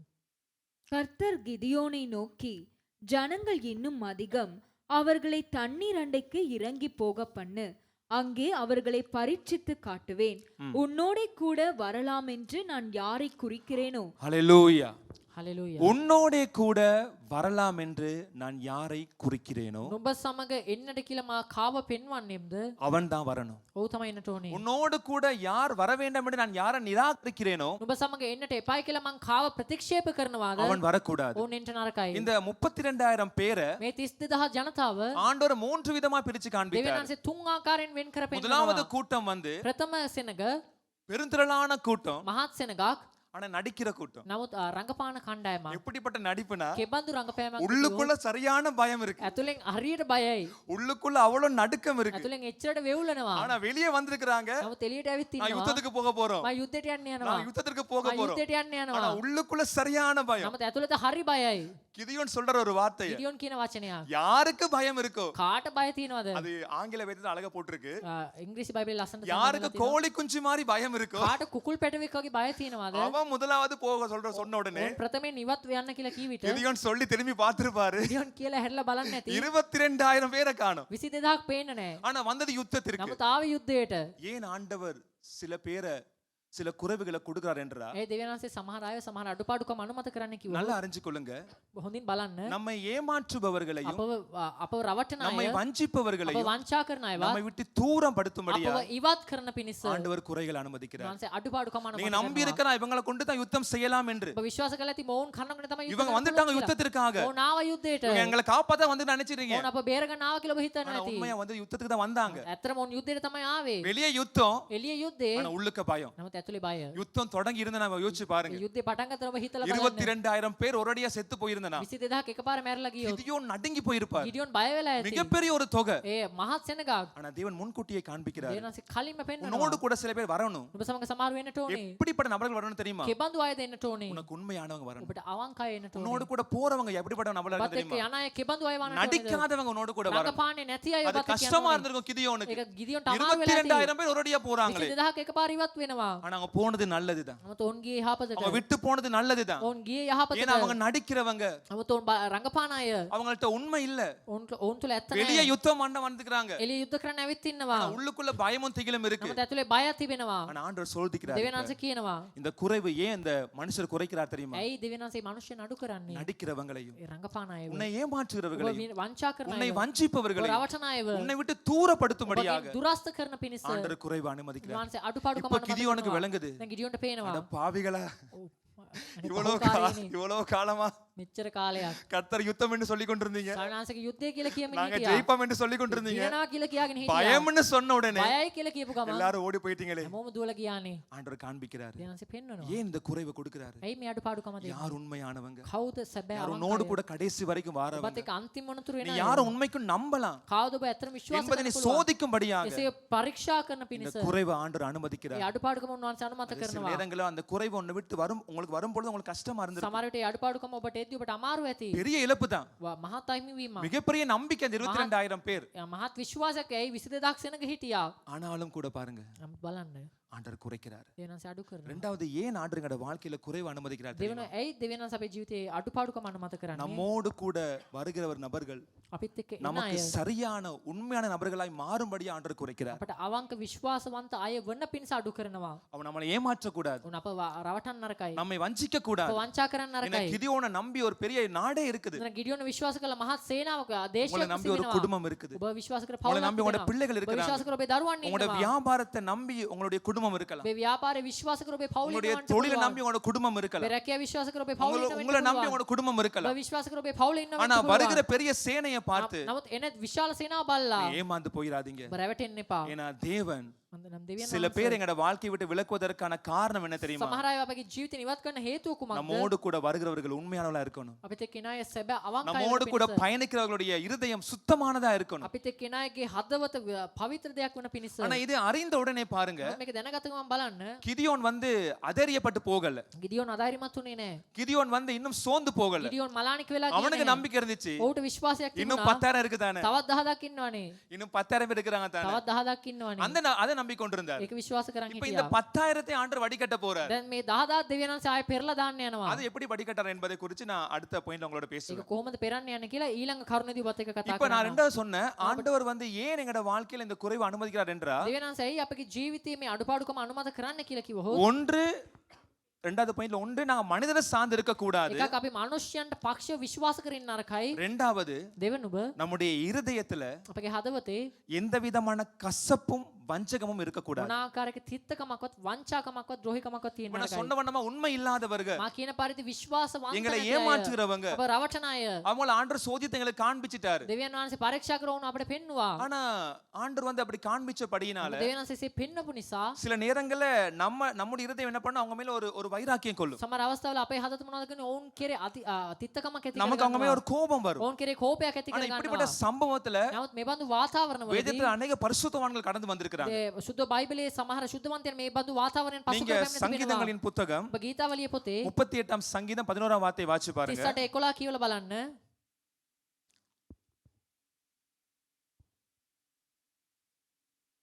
என் சிநேகிதரும் என் தோழரும் என் வாதையைக் கண்டு விலகுகிறார்கள். ஹalleluya. හලෙලූයා. அவனோடு கூட இருந்த நண்பர்கள் தான், ඔහුත් එක්ක ඉඳපු මිත්‍රයෝ තමයි, அவனோடு கூட சாப்பிட்டவங்க தான். ඔහුත් එක්ක කාපු බීපු අය තමයි. ஆனா அவனுக்கு ஒரு வியாதி வந்த உடனே නමුත් ඔය විපත්තිය කාපු ගමන් அவனை விட்டு விலகி ඔහුගේ போயிட்டான். නිවත් යනවා. உண்மை வருது. ඇත්ත එනවා. ஒரு குறை வரும் பொழுதுதான் අඩුපාඩුකමක් කෙන විට තමයි யாரு நல்லவர்கள், කවුද ඇත්ත අය, யாரு කවුද உண்மையானவர்கள், හොඳයි අවංක யாரு අය, කවුද சரியானவர்கள், හරි අය, யாரு தேவன் இணைத்தவர்கள் என்பதை කවුද දෙවියන් වහන්සේ සම්බන්ධ நாம் කළා කියලා சரியாக அறிந்து கொள்ள අපි முடியும். හරියටම දැනගන්න යනවා. நாம் சரியாக புரிந்து අපි கொள்ள හරියටම முடியும். දැනගන්නේ எப்ப நம்முடைய வாழ்க்கையில இந்த குறை வந்த உடனே தான் අපේ ජීවිතේ මේ අඩුපාඩුකම කා විගස තමයි மனிதரை குறித்த மனப்பான்மை எங்க வாழ்க்கையில மாற ஆரம்பிக்கும். අපේ බඳු යටහත් පහත්කම කව තුළ ඇති වෙන්නේ. இதை நான் சொன்ன வண்ணமாக அநேக பரிசுத்தவான்கள் இந்த பாதையில போயிருக்கிறாங்க வேதத்துல. මා කී පරිදි බොහෝ ශුද්ධවන්තයන් මේ මාර්ගයෙන් ගොස් තිබෙන මේ ශුද්ධ இதற்கு බයිබලයේ யோசேப்பு மிகுந்த நல்ல ஒரு அடையாளம். යෝසෙෆ් මීට හිතමත් හොඳ සලකුණා. யோசேப்பு தன்னுடைய சகோதரனை நேசித்தான். යෝසෙෆ් තමන්ගේ සහෝදරයන්ට ප්‍රේම කළා. அவங்க மேல அன்பா இருந்தான். ඔවුන් කෙරේ ප්‍රේමෙන් සිටියා. அவனுடைய இருதயம் வந்து அவங்க மேல பச்சமா இருந்துச்சு. ඔවුන්ගේ හදවත ඔවුන්ට පාර්ශව ඇලුම්ව ஆனா තිබුණා. தன்னுடைய சொந்த சகோதரர்களே නමුත් තමන්ගේ සහෝදරයන්ව அவனை குழியிலே போட்டு விட்டார்கள். ඔවුන් වලක් තුලට දැම්මුවා. இப்ப அவனுக்கு விளங்கிட்டு யார் உண்மையான நேசமுள்ள சகோதரன் என்று சொல்லி දැන් விளங்கிட்டு. ඔවුන් කවුද ඇත්තටම අවංකව ප්‍රේම කරන සහෝදරයන් කියලා. ஆனா அத வஞ்சகத்தை அவன் உள்ளுக்குள்ள வச்சிருக்கல. නමුත් ඒ වංචාව ද්‍රෝහිකම ඇතුලේ තබාගෙන அந்த හිටියේ නෑ. கோபத்தையும் வைராக்கியத்தையும் வச்சுக்கொண்டு அவங்களோட கூட அவனுடைய பழிவாங்குற இருதயத்தை அவன் காண்பிக்கல. ඒ කෝපේ තිත්තකම තමන්ගේ හදවතේ තබාගෙන ඔහු පලිගන්න දැඟලුවේ நீங்க නෑ. ஆதியாகமம் 45 அதிகாரம் 5 வார்த்தையை வாசித்து பாருங்க. උත්පත්ති 45 45 45 පා කියවලා බලන්න. என்னை இவ்விடத்தில் வரும்படி விற்று போட்டதினால் நீங்கள் சஞ்சலப்பட வேண்டாம். அது உங்களுக்கு விசனமாயிருக்கவும் வேண்டாம். ஜீவ ரட்சனை செய்யும்படிக்கு தேவன் என்னை உங்களுக்கு முன்னே அனுப்பினார். ஹalleluya. හලෙලූයා. தனக்கு துரோகம் செய்த, තමාට ද්‍රෝහිකම් தனக்கு කළ, அநீதி செய்த, තමාට අධර්මිෂ්ඨකම් தனக்கு කළ, விரோதமாக நடந்த அந்த மனுஷர்களை තමාට විරුද්ධව ක්‍රියා කළ මනුෂ්‍යයන්ට யோசேப்பு மன்னிச்சார். යෝසෙෆ් කමා කළා. யோசேப்பு மன்னிச்சார். යෝසෙෆ් කමා කළා. அப்ப நம்முடைய வாழ்க்கையில குறைவுகள் வரும் பொழுது අපේ ජීවිතේ අඩුපාඩුකම් එන විට உண்மையான மனிதனுடைய சுபாவங்களை நாங்க அறிஞ்சு கொள்ளலாம். ඒ සැබෑ මනුෂ්‍යයන්ගේ ස්වභාවයන් අපිට දැනගන්නට நமக்கு පුළුවන්. ஒரு கஷ்டம் வரும் பொழுது நமக்கு தெரியும் யார் நம்மோடு கூட இருப்பாங்கன்னு சொல்லி. ප්‍රශ්නයකදී අපි දන්න කවුද ඇත්තටම අපිත් එක්ක நமக்கு ஒரு ඉන්නේ කියලා. போராட்டம் வரும் பொழுது நமக்கு தெரியும் உண்மையா இவங்க எங்களோட இருப்பாங்கன்னு අපිට சொல்லி. පොරබැඳීමකදී අපි දන්න කවුද ඇත්තටම වුන් අපිත් එක්ක ஆனா ඉන්නේ அப்படி කියලා. நமக்கு உண்மை விளங்கின பிறகு මොකද ඒ ඇත්ත දැනගත්තයින් පස්සුව சில பேர் செய்யறப்ப நாங்க ஸ்டேட்டஸ்ல போடக்கூடாது. සමහර වගේ අපි ස්ටේටස් එකේ දාන්න சில නරකයි. பேர் ஸ்டேட்டஸ்ல போட்டு தள்ளிடுவாங்க. සමහර ස්ටේටස් එකේ දාලා யாரையும் நம்ப බනිනවා. கூடாது, කාවත් විශ්වාස எந்த කරන්න மனிதனை එපා. நம்ப கூடாது, කිසි මිනිහෙක් විශ්වාස කරන්න மோட்டிவேஷன் එපා. வரும், அப்படி வீடியோல வரும். ඒ වගේ මොටිවේෂන් වීඩියෝ දානවා. ஆனா யோசேப்பு அப்படி மோட்டிவேஷன் இது போடல. නමුත් යෝසෙෆ් එහෙම කළේ නෑ. அப்படி ஸ்டேட்டஸ போட்டு கொண்டு இருக்கல. එහෙම කරගෙන හිටියේ නෑ. யாரையும் நம்ப கூடாது, කාවත් විශ්වාස எல்லா කරන්න மனுஷன் நம்ப கூடாது, හැම මිනිහෙක් විශ්වාස உனக்கு நீ කරන්න தான் නරකයි. இது, ඔබට ඔබ நீ විතරයි தான் ඉන්නේ. நம்பணும். ඔබ ඔබ විතරයි විශ්වාස அப்படி කරන්න என்பது ඕනේ. அவர் வந்து தன்னுடைய விரோதத்தை வைராக்கியத்தை அப்படி காண்பிக்கல. එසේ තමාගේ විරෝධයේ තිත්තකම ඌ පෙන්වුවේ නැහැ. யோசேப்பு என்ன தெரியுமா செய்தார்? යෝසෙප් මොනවද කළේ? அவர் மன்னிக்க ඌ ஆரம்பிச்சார். කමා කරන්න පටන් அவர் ගත්තා. மன்னிக்க ඌ ஆரம்பிச்சார். කමා කරන්න පටන් அப்ப ගත්තා. குறைவுகள் நம்முடைய வாழ்க்கையில வரும் பொழுது අඩුපාඩුකම් අපේ ජීවිතවලට එන විට தேவன் சில காரியங்களை நமக்கு வெளிப்படுத்துவார். දෙවියන්සේ සමහර දේවල් අපිට හෙළිදරව් ஆனா කරනවා. அதை ஏற்றுக்கொள்ள நாங்க ஆயத்தமா නමුත් අපි இருக்கணும். ඒක පිළිගන්නට සූදානම්. அதை நாம் புரிந்து கொள்ள ஆயத்தமா ඒක අපි இருக்கணும். තේරුම් ගන්නට සූදානම්. இதுதான் உண்மையான யதார்த்தமான வாழ்க்கை. මේ තමයි ඇත්ත යථාර්ථ ජීවිතය. அது ஆண்டவர் யோசேப்புடைய வாழ்க்கையில தெளிவாக காண்பித்தார். දෙවියන් වහන්සේ යෝසෙප්ගේ ජීවිතේ මේ පැහැදිලිවම පෙන්වුවා. அது மாத்திரமல்ல பாருங்க, ඒ විතරක් නෙමෙයි බලන්න. யோசேப்பு ஒரு அழகான வார்த்தையை சொல்றாரு. යෝසෙප් ලස්සන වචනයක් පවසනවා. ஜீவரச்சனை செய்யும் படிக்கு ඒ ජීවනය කරන පිණිස தேவன் දෙවියන් වහන්සේ என்னை මාව உங்களுக்கு முன்னே அனுப்பினார். නුඹලා ඉදිරියේ ஹalleluya හalleluya ஹalleluya. හalleluya. நமக்கு ஒரு நம்பிக்கை உண்டு. අපිට එක් විශ්වාසයක් யார் තියෙනවා. தான் நம்மை கைவிட்டு போனாலும் කවුරු கூட අපවත් හැරියාත් அந்த தேவன் நம்மை கைவிட மாட்டார். දෙවියන් සපවත් හරින්නේ නැහැ. அந்த தேவன் நம்மை கைவிடவே දෙවියන් மாட்டார். සපවත් හරින්නේම அது නැහැ. தேவன் காண்பிக்கிறார் கிதியோனுக்கு. දෙවියන් වහන්සේ පෙන්වනවා ගිඩියොන්ට. 22,000 போனாங்க உண்மைதான். 22ක් ගිය ඇත්ත තමයි. 10,000 பேர் போனாங்க உண்மைதான். 10ක් ගිය ඇත්ත තමයි. 300 பேர் மாத்திரம் தான் உண்டு உண்மைதான். 300ක් පමණ ඒක ඇත්ත ஆனா තමයි. அதோடு கூட தேவன் இருக்கிறார். ඒ සමග දෙවියන් වහන්සේ அதோடு கூட ඉන්නවා. கர்த்தர் உன்னோடு கூட இருக்கிறார். ස්වාමීන් වහන්සේ ඔබ සමග மனுஷரை ඉන්නවා. நம்பி ஏமாந்து நீ கைவிடப்பட்டு போகலாம். මනුෂ්‍යයා විශ්වාස කරලා ඔබ රැවටීමට ලක් වෙලා ඇති. நான் இந்த காலையில உங்களை உற்சாகப்படுத்த මේ விரும்புறேன். දර්ශන කාලෙම ඔබ උනන්දු කරන්න. அவர்கள் உன்னை கைவிட்டாலும் ඔන්න ඔබවත් හැරියාත් உன் தேவன் உன்னை கைவிடவே දෙවියන් மாட்டார். වහන්සේ ඔබවත් හරින්නේ නැහැ. அவர் உன்னை மறக்கவே ඔබ மாட்டார். අමතක කරන්නේ நீங்க නැහැ. உபாகம புத்தகத்தை வாசிச்சு பாருங்க. ඔබ ද්විතීය தேவன் කතාපත எப்படி කියලා இஸ்ரவேல் බලන්න. மக்களை சுமந்து கொண்டு வந்தார் என்பதை குறித்து அழகாக දෙවියන් சொல்லப்பட்டிருக்கிறது. වහන්සේ කෙසේද ඉස්රායල් ජනතාව උසලාගෙන ආවේ කියලා ලස්සන அவர் සඳහන් கழுகு போல තියෙනවා. சுமந்து கொண்டு උන්වහන්සේ வந்தார். රාජාලියෙක් මෙන් උසලාගෙන පැමිණියා. அவர் தோள்ல சுமந்து கொண்டு வந்தார். උන්වහන්සේ ගුරුවැසි උසලාගෙන அவர் පැමිණියා. தகப்பனை போல சுமந்து கொண்டு උන්වහන්සේ வந்தார். පියෙක් මෙන් උසලාගෙන என்ன පැමිණියා. காரணம் தெரியுமா? හේතුව කුමක්ද? அவருக்கு தெரியும் மனுஷன் நடுவழியில கைவிட்டு போவான் උන්වහන්සේ දන්න මනුෂ්‍ය අතරමැද අත්හැර යනවා කියලා. ஆக இந்த குறைவுகள் மத்தியில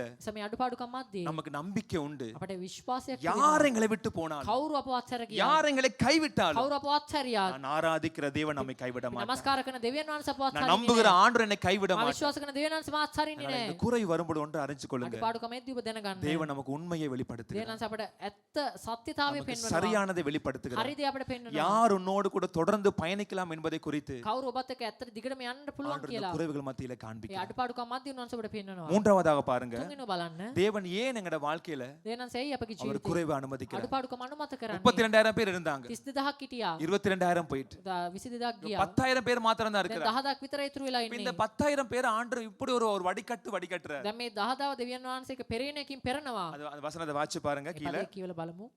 அப்படியே அவன் ஜனங்களை தண்ணீர் அண்டைக்கு இறங்கி போக பண்ணினான். ம். அப்பொழுது கர்த்தர் கிதியோனை நோக்கி, தண்ணீரை ஒரு நாய் நக்கும் பிரகாரமாக அதை தன் நாவினாலே நக்குகிறவன் எவனோ அவனை தனியேயும், குடிக்கிறதற்கு முழங்கால் ஊன்றி குனிகிறவன் எவனோ அவனை தனியேயும் நிறுத்து என்றார். ம். தங்கள் கையால் அள்ளி தங்கள் வாய்க்கெடுத்து நக்கிக் கொண்டவர்களின் லக்கம் 300 பேர். மற்ற ஜனங்கள் எல்லாம் தண்ணீர் குடிக்கிறதற்கு முழங்கால் ஊன்றி குனிந்தார்கள். 7ஆம் வார்த்தையை வாசிச்சு பாருங்க. 7 පදේ කියලා බලන්න. அப்பொழுது கர்த்தர் கிதியோனை நோக்கி, நக்கி குடித்த அந்த 300 பேராலே நான் உங்களை ரட்சித்து மீதியானியரை உன் கையில் ஒப்பு கொடுப்பேன்.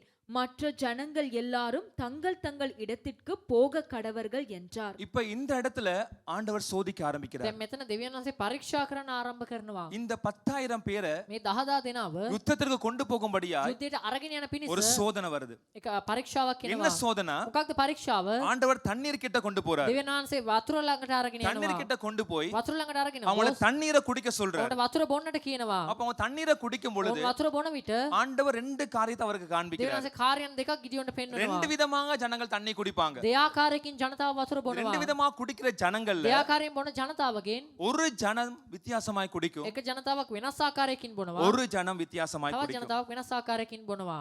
அது உங்களுக்கு உதாரணமா காண்பிக்க අපිට උදාහරණයක් විදිහට පෙන්වන්න. ரெண்டு யூத் 2 பேர் வந்தா உதவியா இருக்கும். உங்களுக்கு சீக்கிரமா அதை புரிஞ்சுக்கொள்ளும். இப்பதான் அது வந்துச்சு. சரியா? ஒரு கூட்டம் வந்து එක සෙනගක් அதாவது முழங்கால் ஊன்றி தண்ணி குடிக்கிறாங்க. දනින් හිඳලා වතුර බොනවා.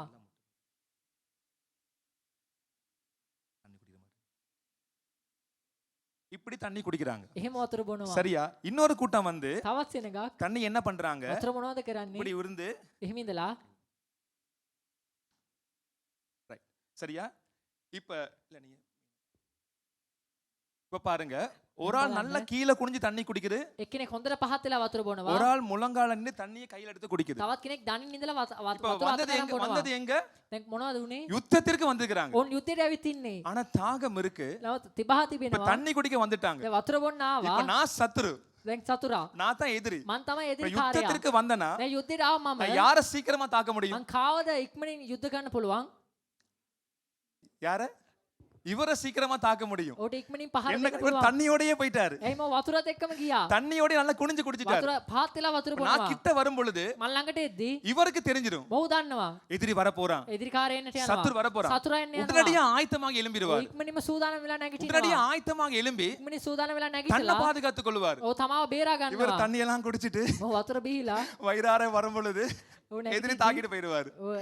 සතුරා උට நான் என்ன சொல்ல வரேன்னா, මම මොනවද කියන්න එන්නේ? Thanks ஐயா, thank you. நான் என்ன சொல்ல வரேன்னா, මම මොනවද කියන්න එන්නේ? யுத்தம் வருது, යුද්ධය එනවා. தாகம் இருக்கு. තිබහ ஆனா තියෙනවා. தண்ணியை குடிக்கும் பொழுது නමුත් වතුර බොන විට அவங்க ஆயத்தமா இருந்தாங்க. ඔව් සූදානමින් සිටියා.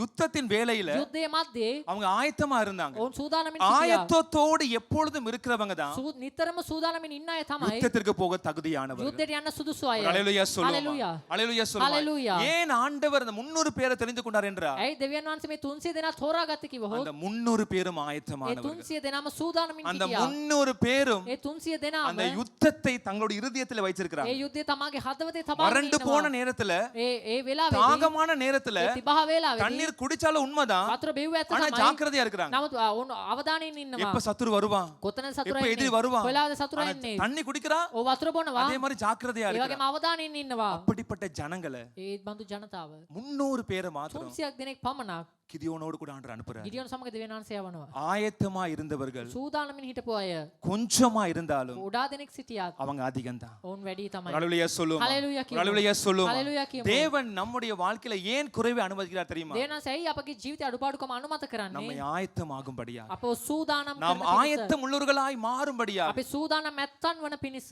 ஏன்னா இந்த காலம் මෙන්න මේ ஒரு කාලය யுத்தத்தின் காலம். මේ යුද්ධයේ කාලය. நம்முடைய குடும்பத்துக்கு எதிராக, ඔබගේ පවුලට நம்முடைய විරුද්ධව பிள்ளைகளுக்கு අපේ எதிராக දරුවන්ට විරුද්ධව மறைமுகமான பல யுத்தங்கள் நடந்து கொண்டிருக்கு. රාසිගත බොහෝ යුද්ධයන් සිදු වෙනවා. அநேகருடைய கண்களுக்கு அது மறைக்கப்பட்டிருக்கு. අද බොහෝ දෙනෙක් ඇස් වලට ඒ විවෘත නැති බව நம்முடைய ඇසී තිබෙනවා. ஆவிக்குரிய ரீதியான பல யுத்தங்களை நம்முடைய சந்ததி சந்திச்சு கொண்டிருக்குது. බොහෝ ආත්මික යුද්ධයන් අපගේ වංශය මුහුණ දෙමින් සිටිනවා. நம்முடைய வாலிபர்கள் சந்திக்கிறாங்க, අපේ තරුණයන් මුහුණ දෙමින් සිටිනවා. நம்முடைய குடும்பம் சந்திக்குது. අපේ පවුල මුහුණ දෙමින් සිටිනවා. ஆனா ஏன் இந்த யுத்தத்தை நாங்க தோத்து போறோம் தெரியுமா? නමුත් ඇයි මේ යුද්ධයෙන් අපි පරාජය වෙන්නේ? நமக்கு ஒரு ஆயத்தம் இல்ல. අපිට සූදානමක් நமக்கு නැහැ. ஒரு ஆயத்தம் අපිට இல்ல. සූදානමක් නැහැ. எப்ப நாங்க ஆயத்தமா இருக்கிறோமோ, කවදා අපි සූදානම් වෙනවාද? அப்ப நம்முடைய வாழ்க்கையில யுத்தத்தை சீக்கிரமா மேற்கொள்ள එදින முடியும். අපගේ ජීවිත යුද්ධය අපිට ඉක්මනින් ජය ගන්න පුළුවන්. சிங்கம் தண்ணி குடிக்கும் பொழுது සිංහයා වතුර බොන විට அது ரெண்டு கண்ணை இங்கிட்டு பார்த்து கொண்டு குடிக்குமா? ඔව් ඇස් දෙකම ඔබ මුඹ යවමින් තමයි වතුර බොන්නේ. நாலு பக்கமும் தண்ணி கண்ணை பார்த்து கொண்டு குடிக்குமா? හතර පැත්තෙන්ම ඔබ මුඹ යවමින් தண்ணி තමයි වතුර குடிக்கும், බොන්නේ. වතුර ஆனா බොනවා. கண்ணு வந்து தண்ணில இருக்காது. නමුත් ඒ ඇස් වතුරේ තියෙන්නේ නැහැ. உலகத்தினுடைய தேவை எங்களுக்கு தேவை. ලෝකේ අවශ්‍යතාවය අපට අවශ්‍යයි. உலகத்தினுடைய ஆசீர்வாதம் எங்களுக்கு ලෝකේ தேவை. ආශිර්වාදයෙන් අපට අවශ්‍යයි. உலகத்தினுடைய நன்மைகள் எங்களுக்கு தேவை. ලෝකේ යහපත්කම් අපට நாங்க கீழே අවශ්‍යයි. குனிஞ்சு தண்ணி எடுக்கிறோம் உலகத்தினுடைய நன்மைகளை. අපි බිමින් පහත් වෙලා ඒ ගන්න පොළවේ ஆனா ආශිර්වාදය. அதோடு கூட எங்களோட கண்கள் எச்சரிப்பா இருக்கும். අපි ඒත් එක්කම අපේ දෙනෙත් අවධානයෙන් තිබෙන්නට ඕනේ. உலகத்தோடயே நாங்க ஒட்டி போயிடக்கூடாது. මේ ලෝකයේත් එක්ක අපි ඇලී යන්න නරකයි. தேவன் நம்முடைய வாழ்க்கையை දෙනස අපගේ ජීවිතේ அவர் ஆயத்தப்படுத்துகிறார். උන්වහන්සේ සූදානම් அவர் කරනවා. උන්වහන්සේ ஆயத்தப்படுத்துகிறார். සූදානම් කරනවා. ஆயத்தமா யாரெல்லாம் இருக்கிறாங்களோ, කවුරු සූදානමින් ඉන්නවාද? யாரெல்லாம் ஆயத்தத்தோட நிக்கிறாங்களோ, කවුරු සූදානමින් එනවාද? அவங்க தான் யுத்தத்திற்கு போக උන් முடியும். තමයි යුද්ධයට යන්නට පුළුවන්.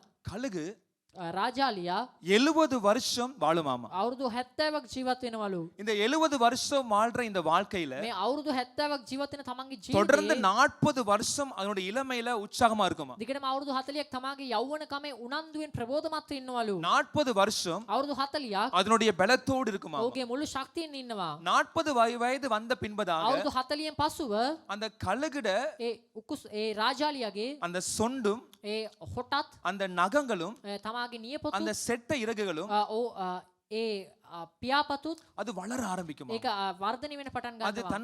தன்னுடைய அந்த அந்த அந்த தன்னுடைய அந்த சொண்டையும் தன்னுடைய அந்த நகத்தையும் அது கண்ட்ரோல் பண்ண முடியாது, வளர்ந்துருமா அப்படியே. ඒ තමාගේ හොටත් නියපොතුත් ඌට පාලනය කරන්න බැරි அந்த තරමට වර්ධනය වෙනවා. அந்த செட்டை வளர்ந்த பிறகு ඒ පියාපත් වර්ධනය වුණාන් அதனால පසුව மிகவும் உயர எழும்ப முடியாது. ඒ නිසා වැඩි දුරක් ඌට පියාසර කරන්න බෑ. அந்த மிருகங்களை அந்த நகத்தால பிடிக்க முடியாது. ඒ මුර්ගයන් ஏன்னா මේ அது නියපොතු வளர்ந்து යාලන්න බෑ. வளைஞ்சிரும். මන්දන මේක නැවිලා තියෙන නිසා அந்த சொண்டும் வளர்ந்து வளைஞ்சிரும். ඒ හොටත් වර්ධනය වෙලා නැවෙනවා. இப்படிப்பட்ட நிலைமையில என்ன பண்ணுமா, මේ බඳු වාතාවරණය මොනවද இந்த කරන්නේ? கழுகு வந்து ஒரு கண்மலைக்கு மேல போயிருமா. මේ උකුසා පර්වතයක් පිටට යනවලු. கண்மலைக்கு மேல போய் இருந்து පර්වතයක් පිටට ගෝස් அது என்ன பண்ணு தெரியுமா? මොනවද කරන්නේ? தன்னுடைய சொண்டையும் තමාගේ හොටත් தன்னுடைய நகத்தையும் තමාගේ அந்த නියපොතුත් கற்பாறையில அடிக்க ஆரம்பிக்கும். ඒ පර්වතයට ගහන්න පටන් ගන්නවා. எப்படி அடிக்க කොහොමද ஆரம்பிக்கும்? ගහන්න පටන් அந்த ගන්නේ? சொண்டும் அந்த நகமும் முழுமையா உடைஞ்சு விழுற வரைக்கும் ඒ හොටත් නියපොතුත් සම්පූර්ණයෙන්ම කැඩෙන තුරු அது அடிச்சு கொண்டே இருக்கும். ඒ ගල් කුලට පහර දෙනවා. அடிச்சு கொண்டே இருக்கும். ඒ ගල් කුලට පහර දෙනවා. அடிக்க அடிக்க அடிக்க ගහන්න ගහන්න அது வீழ ஆரம்பிக்கும். ඒ කැඩෙන්න පටන් அந்த ගන්නවා. அந்த நேரம் அது ரொம்ப வலியா இருக்கும். ඒ වෙලාවේදී ඊටමත් වේදනා அது ரொம்ப සහගතයි. வேதனையா இருக்கும். ඒක වේදනා ஆனா සහගතයි. அந்த டைம் அது செஞ்சு கொண்டு இருக்குமா? නමුත් ඒ වෙලාවේදී ඌ ඒක කරමින් தன்னுடைய ඉන්නවා. சொண்டாலேயே තමාගේ හොටින් இறகுல கொத்த ஆரம்பிக்கும். තමාගේ පියාපත් වලට அது කොටන්න පටන් ගන්නවා. கொத்தி கொத்தி கொத்தி ඒ කොටලා කොටලා அது ஒரு கட்டம் வரும் பொழுது ඒක අධීරයක් එන அந்த විට கழுகு மொட்டையா மாறிடும். ඒ උකුස්සා මොකුත් නැතිව තියෙනවා. அது கழுகுங்கிற சொல்ற அளவுக்கு அடையாளம் இல்லாம போயிடும். උකුසෙක් කියලා කියන්න බැරි තරමට තියෙනවා. அது தன்னை ஆயத்தப்படுத்துது. ඌ තමාව සූදානම් කරනවා. ஆயத்தப்படுத்துற காலம் සූදානම් කරන කාලය கடினமான ஒரு காலம். ඊටමත් අපහසු කාලයක්. நான் நினைக்கிற மாதிரி இந்த 300 பேரும் வந்து මා කියන පරිදි මේ 300 දෙනාම இங்க வந்து ஆயத்தமானவங்க இல்ல. මෙතන ඇවිල්ලා සූදානම් වුණ අය නෙමෙයි. அவங்க எப்பயோ ஆயத்தமாயிட்டாங்க. උන් කවදාද සූදානම් වුණ අය? ஆராதனை என்று சொல்லும் பொழுது නමස්කාරය කියන විට சில பேர் இங்க வந்து ஆயத்தமாவாங்க. සමහර මේට ඇවිල්ලා තමයි සූදානම් වෙන්නේ. ஆராதனை சொல்லும் பொழுது නමස්කාරය කියන විට நம்ம வீட்டிலே ஆயத்தமாகும். නිවසේ සූදානම් වෙලා එන්න நம்முடைய ඕනේ. குடும்பத்தை நாங்க எப்பயோ ஆயத்தப்படுத்தோம். අපේ පවුල අපි සූදානම් කරන්නට அதே ඕනේ. வண்ணமா கழுகு பாருங்க, ඒ වගේ මොකුස්සා බලන්න அது ஆயத்தப்படுத்துற அந்த காலத்துல තමාව සූදානම් කරන ඒ කාලේ ஒளிஞ்சு இருக்குமா? ඔව් සැඟවී සිටිනවා. யாட கண்ணுக்கும் தென்படாது. කාගත් ඇස්වලට ஏன்னா පේන්නේ නැහැ. சின்ன பறவை கூட அதை கண்டா අන්දනම් කුඩා පක්ෂිකරු දුටුවොත් அதை கொத்த வரும். ඔහුට කොටන්න එනවා. சின்ன பறவை කුඩා அதை පක්ෂියෙක් விட பலம் கொண்டின சின்ன பறவை கூட வந்தா ඌට වඩා සවිය අඩු කුඩා පක්ෂියෙක් වුණත් அது හරි கொத்த வருமாமா. ඔය කොටන්නට එනවා. அந்த பயத்திலேயே ඒ බයෙන් அந்த கண்மணிக்குள்ள போய் ஒளிஞ்சு கொண்டிருக்குமா? ඒ ගල් කුල තුලට ගිහලා සැඟවී සිටිනවා. அந்த ஆயத்தப்படுத்துற காலத்துல ඒ සූදානම් කරන කාලයේ அந்த கடினமான நேரத்தை ඒ අපහසු කාලය அது கடந்து வரும். ඔව් පසු කරනවා. ஆனா அந்த கடினமான அந்த காலம், නමුත් ඒ අපහසු කරන அந்த කාලය ஆயத்தப்படுத்துற ஒரு ඒ காலம், සූදානම් කරනු ලබන කාලය அந்த ஆயத்தப்படுத்துற நேரம் ඒ வந்து සූදානම් වන වේලාව அது கடினமா இருந்தாலும் கூட තම අපහසු වුණත් கொஞ்சம் கொஞ்சமா அது வளர ஆரம்பிக்கும். පොඩ පොඩ ඒ සූදානම් உடைஞ்சு වෙනවා. போன நகம், ඉවර ඒ කැඩුන ඒ உடைஞ்சு போன නියපොතු, சொண்டு, කැඩුන හොට්ට உடைஞ்சு போன கீழே விழுந்து அதே கொத்தி போட்டு அந்த சிறகெல்லாம் බිම වැටෙන ඒ පියාපත් සියල්ල அது கொஞ்சம் கொஞ்சமா வளர පොඩ ஆரம்பிக்குமா? පොඩ වර්ධනය වෙන පටන් அது ගන්නවා. வளர்ந்த பிறகு වර්ධනය වුණාන් அந்த පස්සෙ கழுகு மறுபடியும் எழும்பி ඒ රාජාලිය නැවත නැගිට 30 வருஷம் உயிரோட අවුරුදු இருக்கும். 30ක් ජීවිතුන් අතර ඉන්නවලු. ஹalleluya. හalleluya. என்ன சொல்ல வாரேன்னா, මම මොනවද අපිට කියන්න நம்முடைய තියෙන්නේ? ஆயத்தம் என்பது අපගේ සූදානම කියන්නේ நம்முடைய வாழ்க்கையை நெடுதூரம் கொண்டு අපේ போகும். ජීවිතේ බොහෝ දීර්ඝ ගමනක් අරගෙන යනවා. நம்முடைய குறைவின் மத்தியில අපේ අඩුපාඩුකම් මැද්දේ ஏன் தேவன் அதிகமான வெற்றியை கொடுத்தார் என்றால், ඒ දෙවියන් වහන්සේ වැඩි ජයග්‍රහණයක් ලබා දුන්නේ ஆயத்தமா කිව්වොත් இருந்த ஒரு கூட்டத்தை வச்சுக்கொண்டு, සූදානමින් සිටි සෙනගක් තබාගෙන ஆயத்தமா இருந்த ஜனத்தை வச்சுக்கொண்டு සූදානම් ජනතාවක් තබාගෙන ஆண்டவர் குறைவுகள் மத்தியில දෙවියන් වහන්සේ අඩුපාඩුකම් அவர் මැද්දේ அதிகமானதை செய்தார். උන්වහන්සේ මහත් දෙයක් කළා. நான் சொன்ன வண்ணம் ஆயத்தப்படுத்துற காலம் கஷ்டமான காலம் මා தான். කී පරිදි සූදානම් කරන කාලේ තමත් අපහසු மோசேயை කාලයක්. 40 வருட அரண்மனை ஆயத்தப்படுத்தினார். මෝසෙස් අවුරුදු 40ක දේව මාලිගාවේ සූදානම් அந்த වෙන්න ලැබුවා. 40 வருடம் மோசேக்கு ரொம்ப மகிழ்ச்சியான வருடம். ඒ අවුරුදු 40 මෝසෙස් ප්‍රීති සාගත කාලයක්. ராஜகுமாரனை போல வளர்ந்தார். රාජ කුමාරයෙක් වෙන හැටි වැටුණා. ராஜாவினுடைய ஆகாரம் சாப்பிட்டார். ඒ රජතුමාගේ ආහාර කෑවා. ராஜ மக்களோடு தொடர்பு கொண்டார். ඒ රාජකීය ජනතාව සමග සිටියා. ஆனா அடுத்த 40 ஆண்டு ஆயத்தப்படுத்தினார். නමුත් ඊළඟ අවුරුදු 40 සූදානම් වුණා. முழுமையான வனாந்திரம். සම්පූර්ණයෙන්ම වනාන්තරේ. மோசே ஒரு எகிப்தினுடைய கண்ணுக்கு கூட படலையா? මෝසෙස් ඒ මිස්ර වැසියන්ගේ එක්කෙනෙක්වත් ඇහැට அந்த ගැසුනේ නෑලු. 40 வருடங்களாக ඒ අවුරුදු 40ෙම மோசே அறிஞ்சது எல்லாமே මෝසෙස් සුදුසුකමක් නැතිවම ஆடு சத்தம் மட்டும் தான் அறிஞ்சார். ඒ බැටළුවන්ගේ අහඬ විතරයි තිබුණේ. ஆடுகளோட 40 வருடம் மோசே ඒ கழித்தார். බැටළුවන් එක්කම අවුරුදු 40ක් ගත කළා. 40 வருடம் ඒ අවුරුදු 40 தேவன் ஆயத்தப்படுத்தினார். දෙවියන් වහන්සේ සූදානම් அந்த කළා. ஆயத்தம் பாருங்க. ඒ සූදානම් වීම அடுத்த බලන්න. 40 வருஷம் ඊළඟ අවුරුදු 40 இஸ்ரவேல் மக்களை நடத்துவதற்கும் ඉස්රායල් ජනතාව මඟ පෙන්වන පිණිස அரண்மனையிலே பார்வனோடு ඒ பேசுவதற்கும் මාලිගාවේ පාරාවෝ සමග ரெண்டு කතා කරන விதமான පිණිස ஆயத்தத்தையும் දෙආකාර සූදානම් தேவன் වීම மோசேக்கு கொடுத்து දෙවියන් වහන්සේ මෝසෙස් ලබා அந்த දීලා 40 வருடம் ඒ අවුරුදු 40 மோசே பெரிய தலைவனாக මෝසෙස් பயன்படுத்தினார். මහත් නායකයෙක් ලෙස සිටියා. ஹalleluya. හalleluya. ஹalleluya. හalleluya. இந்த காலை வேளையிலே கூட උදෑසන කාලයේදී தேவன் நம்முடைய வாழ்க்கையில குறைவானதை கொடுப்பதற்கான காரணம், දෙවියන් වහන්සේ අපේ ජීවිතේ අඩුපාඩුකම් අනුමත කරන්න හේතුව இந்த குறைவானது சாதாரணமானதல்ல. අඩුපාඩුකම් සාමාන්‍ය දෙයක් නොව இந்த குறைவானது ஆயத்தமானது. මේ අඩුපාඩුකම් இந்த සූදානම් කරන குறைவானது ஏற்கனவே ஆயத்தப்படுத்தப்பட்டது. පිණිස. අඩුපාඩුකම කලින්ම සූදානම් කරන கடைசி පිණිස. இந்த வசனத்தை மாத்திரம் வாசி நான் ஜெபம் பண்ண ඊළඟ போறோம். මේ පදේ පමණක් කියවලා අපි ආඥා කරමු. வெளிப்படுத்தல் புத்தகத்துல හෙළිදරව් පොතේ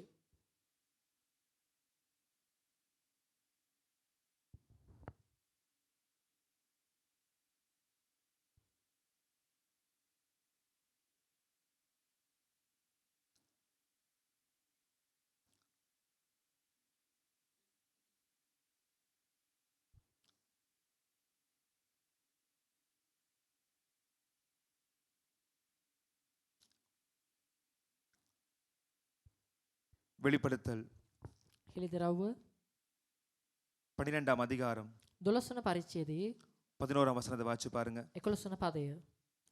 மரணம் நேரிடுகிறதா இருந்தாலும் அதற்கு தப்பும்படி தங்கள் ஜீவனையும் பாராமல் ஆட்டுக்குட்டியின் இரத்தத்தினாலும் தங்கள் சாட்சியின் வசனத்தினாலும் அவனை ஜெயித்தார்கள். ஹalleluya. හලෙලූයා. யார் ஜெயித்தார்கள் தெரியுமா? කවුද ජයගත්තේ?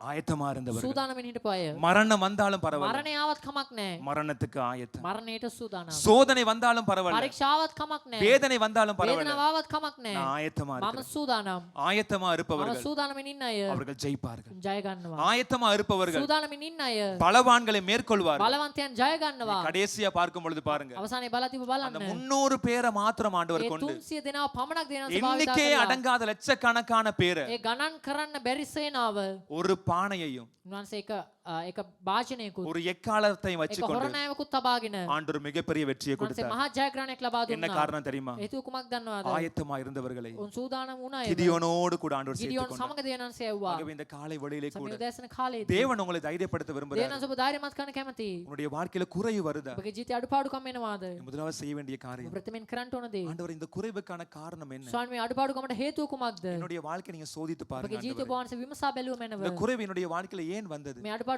ඇයි මගේ ජීවිතේ ආවේ? நீங்க நன்றா அறிஞ்சிருக்கிறீங்க இஸ்ரவேல் மக்கள். වහන්සේ ඔබ හොඳින් ඔබ දන්න හොඳින් ඉස්රායල් அதனால தான் ජනතාව. நீங்க யுத்தத்திற்கு அவங்களை அனுப்பியும் கூட ඒ නිසා තමයි ඔවුන් යුද්ධයට ඔබ වහන්සේ යවලත් நீங்க திருப்பி சொல்லுவீங்க, වහන්සේ නිතරම කීවේ. வீம்பு பேசுவான் சொல்லுவீங்க. නැවත කිව්ව අහංකාරකම් කතා කරයි அல்ல, කියලා. ஆண்டவர்ட்ட சமுதலையா இன்னைக்கு இந்த முதலாவது ஞாயிற்றுக்கிழமையில දේවනන්ස කැමුගත මේ පළවෙනි ඉරු දින உங்களை ஆராய்ந்து பாருங்க. ඔබ විමසා என்னுடைய බලන්න. வாழ்க்கையில என்ன ஆண்டவரை குறை இருக்கு? මගේ ජීවිතේ මොනවද ස්වාමීන් අඩුපාඩුකම් என்னுடைய තියෙන්නේ? வாழ்க்கையில என்ன ஆண்டவர் சீர்திருத்த வேண்டிய காரியம் මගේ இருக்கு? ජීවිතේ මොනවද හරි ගස්වා ගත என்னுடைய යුතු දේවල් குறைவுக்கு என்ன තිබෙන්නේ? காரணம்? මගේ අඩුපාඩුකමට හේතුව நீங்க කුමක්ද? சோதித்து பார்க்கும் ඔබ பொழுது විමසා බලන විට ஆண்டவர் காண்பிப்பார். ස්වාමීන් ඔබට පෙන්වයි. எபிரேய சபை ஆண்டவர் குறைகளை காண்பித்தார். මේ සභාවේ ස්වාමීන් වහන්සේ සභාවේ අඩුපාඩුකම් පෙන්වනවා. எல்லாமே ஓகே உன்னுடைய හැමදේම- உன்னுடைய சபையில. ඔබේ සභාවේ හැමදේම හරි. ஆனா ஒன்று மாத்திரம் தான் குறை. නමුත් එක දෙයයි අඩු. அந்த ஆதி அன்பு மாத்திரம் தான் இல்ல. ඒ පළමු ප්‍රේමය පමණයි. ஆண்டவர் காண்பிப்பார். දේවනන්සේ පෙන්වයි. ஆண்டவர் குறைகளை சொல்லுவார். දේවනන්සේ අඩුපාඩුකම් அந்த පෙන්වයි. ஐஸ்வர்யவான வாலிபன் வந்து கேட்டான், ඒ ஐශ්වර්යවන්ත ඒ තරුණයා පැමිණ ඇසුවා. நித்திய ஜீவனுக்கு போகிற வழி என்னன்னு கேட்டான். සදාකාලික ජීවිතයට යන මාර්ගය කුමක්ද அவர் කියලා. சொன்னார், எல்லாமே ஓகே தான், எல்லாமே செய்யற. උන්වහන්සේ කිව්වා හැමදේම හරි ஆனா හැමදේම ஒரு ඔබ குறை කළා. உன்கிட்ட இருக்கு. නමුත් ඒක අඩුපාඩුකමක් ඔබ තුල நீ තිබෙනවා.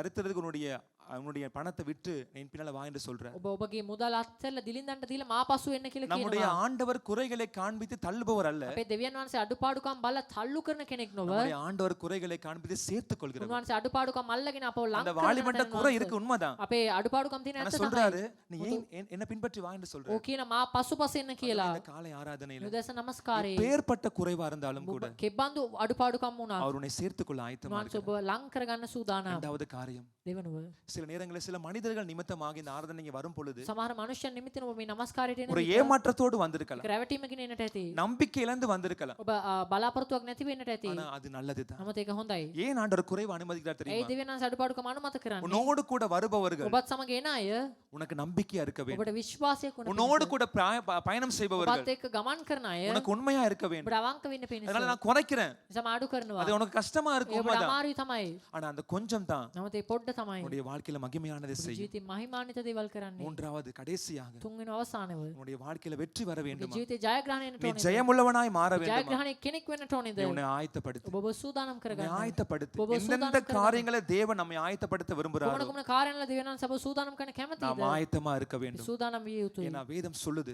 දේ වචනේ சத்துரு எவனை விழுங்கலாம் என்று සතුරා කාව ගිල තමම් හොද කියා பகை தேடி சுற்றி ඔබ திரிகிறான். මොබ ඇවිදින්නේය. பகை தேடுறான். ඔබ මොබ ඇවිදිනවා. நம்முடைய வாலிப பிள்ளைகள், අපේ තරුණ දරුවන්, நம்முடைய අපේ குடும்பத்தவர்கள் පවුල් நம்முடைய සමාජිකයන්, சிறிய பிள்ளைகள் අපේ කුඩා දරුවන් மிகவும் கவனமா எச்சரிப்பா இருக்கணும். ඉතාමත් අවධානයෙන් ඉන්නට ඕනේ. ஆயத்தமா இருக்கணும். සූදානම්ෙන් ඉන්නට எந்த ඕනේ. நேரத்திலும் தாக்குதல் வரலாம். මොන වෙලාවක හරි ඒ ප්‍රහාරය එන්නට පුළුවන්. ஆனா ஆயத்தம் இல்லை என்றால் නම් සූදානමක් නැතිනම් நாம் பறிகொடுத்து போய் நம்முடைய பறிகொடுத்துருவோம் நாங்க. අපි අහිමි කරගන්නවා. ஆகவே கவனமா இருக்கணும். නිසා අපි நம்ம අවධානයෙන් எப்பொழுதும் ஆயத்தமா இருக்கணும். නිතරම සූදානම් எந்த වෙන්න நேரத்துல ඕනේ. ஆயத்தமா இருக்கணும். නිතරම සූදානම් ඉන්නට ඕනේ. ஆயத்தம் இல்லை என்றால் සූදානමක් නැත්තම් நம்முடைய வாழ்க்கையில வெற்றி இருக்காது. ඔබගේ ජීවිතේ ජයග්‍රහණයක් ஆகவே இந்த තිබෙන්නේ නැහැ. காலை நேரத்திலே கூட සමය උදෑසන කාලේ திருவிருந்துவதற்கு போவதற்கு முன்பதாக සුද්ධ මේසිට සහභාගී වෙන්නට කලින් நம்ம ஒரு விஷயம் நம்ம ஆராய்ந்து අපි பாருங்க. අප විමසා බලමු. ஆண்டவரே, என்னுடைய இருதயத்தை நீங்க ஆராய்ந்து ස්වාමී பாருங்க. මගේ හදවත විමසා බැලුව මැනව. என்னுடைய வாழ்க்கையை நீங்க சோதித்து பாருங்க. මගේ ජීවිත විමසා බැලුව මැනව. இன்னும் சிலருடைய வாழ்க்கையில குறைவுகள் காணப்படுது. සමහරුන්ගේ ජීවිතවල අඩුපාඩුකම් තියෙන වෙන්නට පුළුවන්. உன்னுடைய வாழ்க்கையில பொருளாதாரம் குறைவா இருக்கா? ඔබගේ ජීවිතය ආර්ථිකව අඩු වෙන්නට පුළුවන්. என்னோட கையை சோதித்து பாரு. ඔබගේ අත ඔබ විමසා බලන්න. ஆண்டவரே, என்னுடைய கை சுத்தமா இருக்கா? ஆண்டவரே, ස්වාමී මගේ අත පවිත්‍රව තිබෙනවා. என் கையில களவு இருக்கா? මගේ අතේ අඩුපාඩුකම් என் තියෙනවද? கையில அநீதி இருக்கா? ஆண்டவரே, මගේ අතේ අයුක්තිය තිබෙනවාද? நான் கர்த்தருடைய பண்டகசாலையை வஞ்சிக்கிறேனா? ස්වාමීන් වහන්සේගේ භාණ්ඩාගාරයට ස්වාමීන් වංචා நான் කරනවාද? தசம பாக காணிக்கையில உண்மைத்துவமா இருக்கிறேனா? මම දසෙන් කොටස පන්රුවල අවංකව ඉන්නවාද? நீ சோதித்து பாரு. වංශ මා විමසා බැලුවා. உன்னுடைய ஆவிக்குரிய வாழ்க்கையில எதுவும் குறை இருக்குதா? ඔබගේ ආත්මික ජීවිතේ මොන අඩුපාඩුවක් நீ තියෙනවද? சோதித்து பாரு. විමසා බලන්න. ஆண்டவரே எனக்குள்ள ஏதாவது பாவம் இருக்கா? ස්වාමීන් ஆண்டவரே මාතුල යම් පාපයක් තිබෙනවද? ஜெபிக்க முடியாம, යාඥා කරන්න බැරිව. துதிக்க முடியாம, ප්‍රශංසා කරන්න බැරිව. கர்த்தரோடு கூட நல்ல ஒரு உறவு கொள்ள முடியாம ස්වාමීන් වහන්සේ සමග සම්බන්ධකමක් පවත්වා ගන්න බැරිව. ஏதோ குறை இருக்கு உன்னுடைய මාරි வாழ்க்கையில. අඩුපාඩුකම් ඔබගේ ජීවිතේ நீ තිබෙනවද? சோதித்து பாரு உன்னுடைய ஆவிக்குரிய வாழ்க்கையில. විමසා බලන්න ඔබගේ ආත්මික ஆண்டவரே எனக்குள்ள ජීවිතය. ஏதாவது பாவம் இருக்கா? ස්වාමීන් ஆண்டவரே මාතුල යම් හෝ පාපයක් තිබෙනවද? அந்தரங்கமான பாவம் எது எனக்குள்ள இருக்கா? ஆண்டவரே අභ්‍යන්තර පාපයක් තිබෙනවද? இந்த குறைவை என்ன விட்டு மாட்டுங்க ஐயா. අඩුපාඩුකම් ඉවත් කළ මැනව. கடைசியாக நான் சொல்ல போறேன். අවසානයේ අපි කියන්ට යනවා. ஆயத்தமாகுங்க. සූදානම් වෙන්න. இந்த காலை நேரத்துல கூட මේ උදෑසන කාලේ. நம்முடைய குடும்பத்துக்கு நாங்க தான் உத்தரவாதி. ඔබගේ පවුලට අපි තමයි වග කියන්න. நம்முடைய பிள்ளைகளுக்கு நாங்க தான் දරුවන්ට உத்தரவாதி. අපි තමයි වග කියන්න. நீ உத்தரவாதியா இல்லாமல் போவேனேயானா ඔබ වග කියන්නේ නැතිනම් அறியாத உன்னுடைய பிள்ளைகள் வஞ்சிக்கப்பட்டு போயிருவாங்க. නොදන්න ඔබේ දරුවන් වංචාවට ලක් වෙනවා. எசேக்கியா ராஜா அதான் செஞ்சான். එසේ කිය රජු එසේ තමයි කළේ. என்னுடைய காலத்துல வராது தானே, මාගේ කාලේ එන්නේ නැහැ නේද? அது பரவாயில்ல. ඒක කමක් නැහැ. அவன் தன்னுடைய அந்த உத்தரவாதத்தை விட்டு விட்டு ඔව් තමාගේ වගකීම අත්හැරියා. அவன் ஆயத்தமா இருந்திருக்க வேண்டிய காலம் அது. සූදානමින් හිටිය යුතු කාලයක් அவன் ඒක. ஆயத்தமா இல்லாத படியினால සූදානම් කමක් නැති නිසා அவனுடைய மகனாகிய மனாசே තමාගේ දරුවා වෙන මනස්සේ சிறப்பிடிக்கப்பட்டு கொண்டு போனான். සිරබාරයට ගෙන ගියා. ஆகவே நம்முடைய வாழ்க்கையில අපගේ நமக்கு ජීවිතේ கொடுக்கப்பட்ட காலத்துல අපට ලබා දුන්න කාලේ நாம் ஆயத்தத்தோடு உத்தரவாதம் பண்ணணும். සූදානමත් සමග අපි වග කිය යුතුයි. நம்முடைய குடும்பத்திற்காக, අපගේ පවුල උදෙසා, நம்முடைய අපේ பிள்ளைகளுக்காக, දරුවන් උදෙසා, நம்முடைய சபைக்காக, අපේ සභාව උදෙසා, நம்முடைய අපේ ஊழியத்திற்காக සේවයන් උදෙසා நாம் யாவரும் ஒரு விசை எழுந்து நின்று සියලු දෙනාම ටික මොහොතක් නැගිට සිට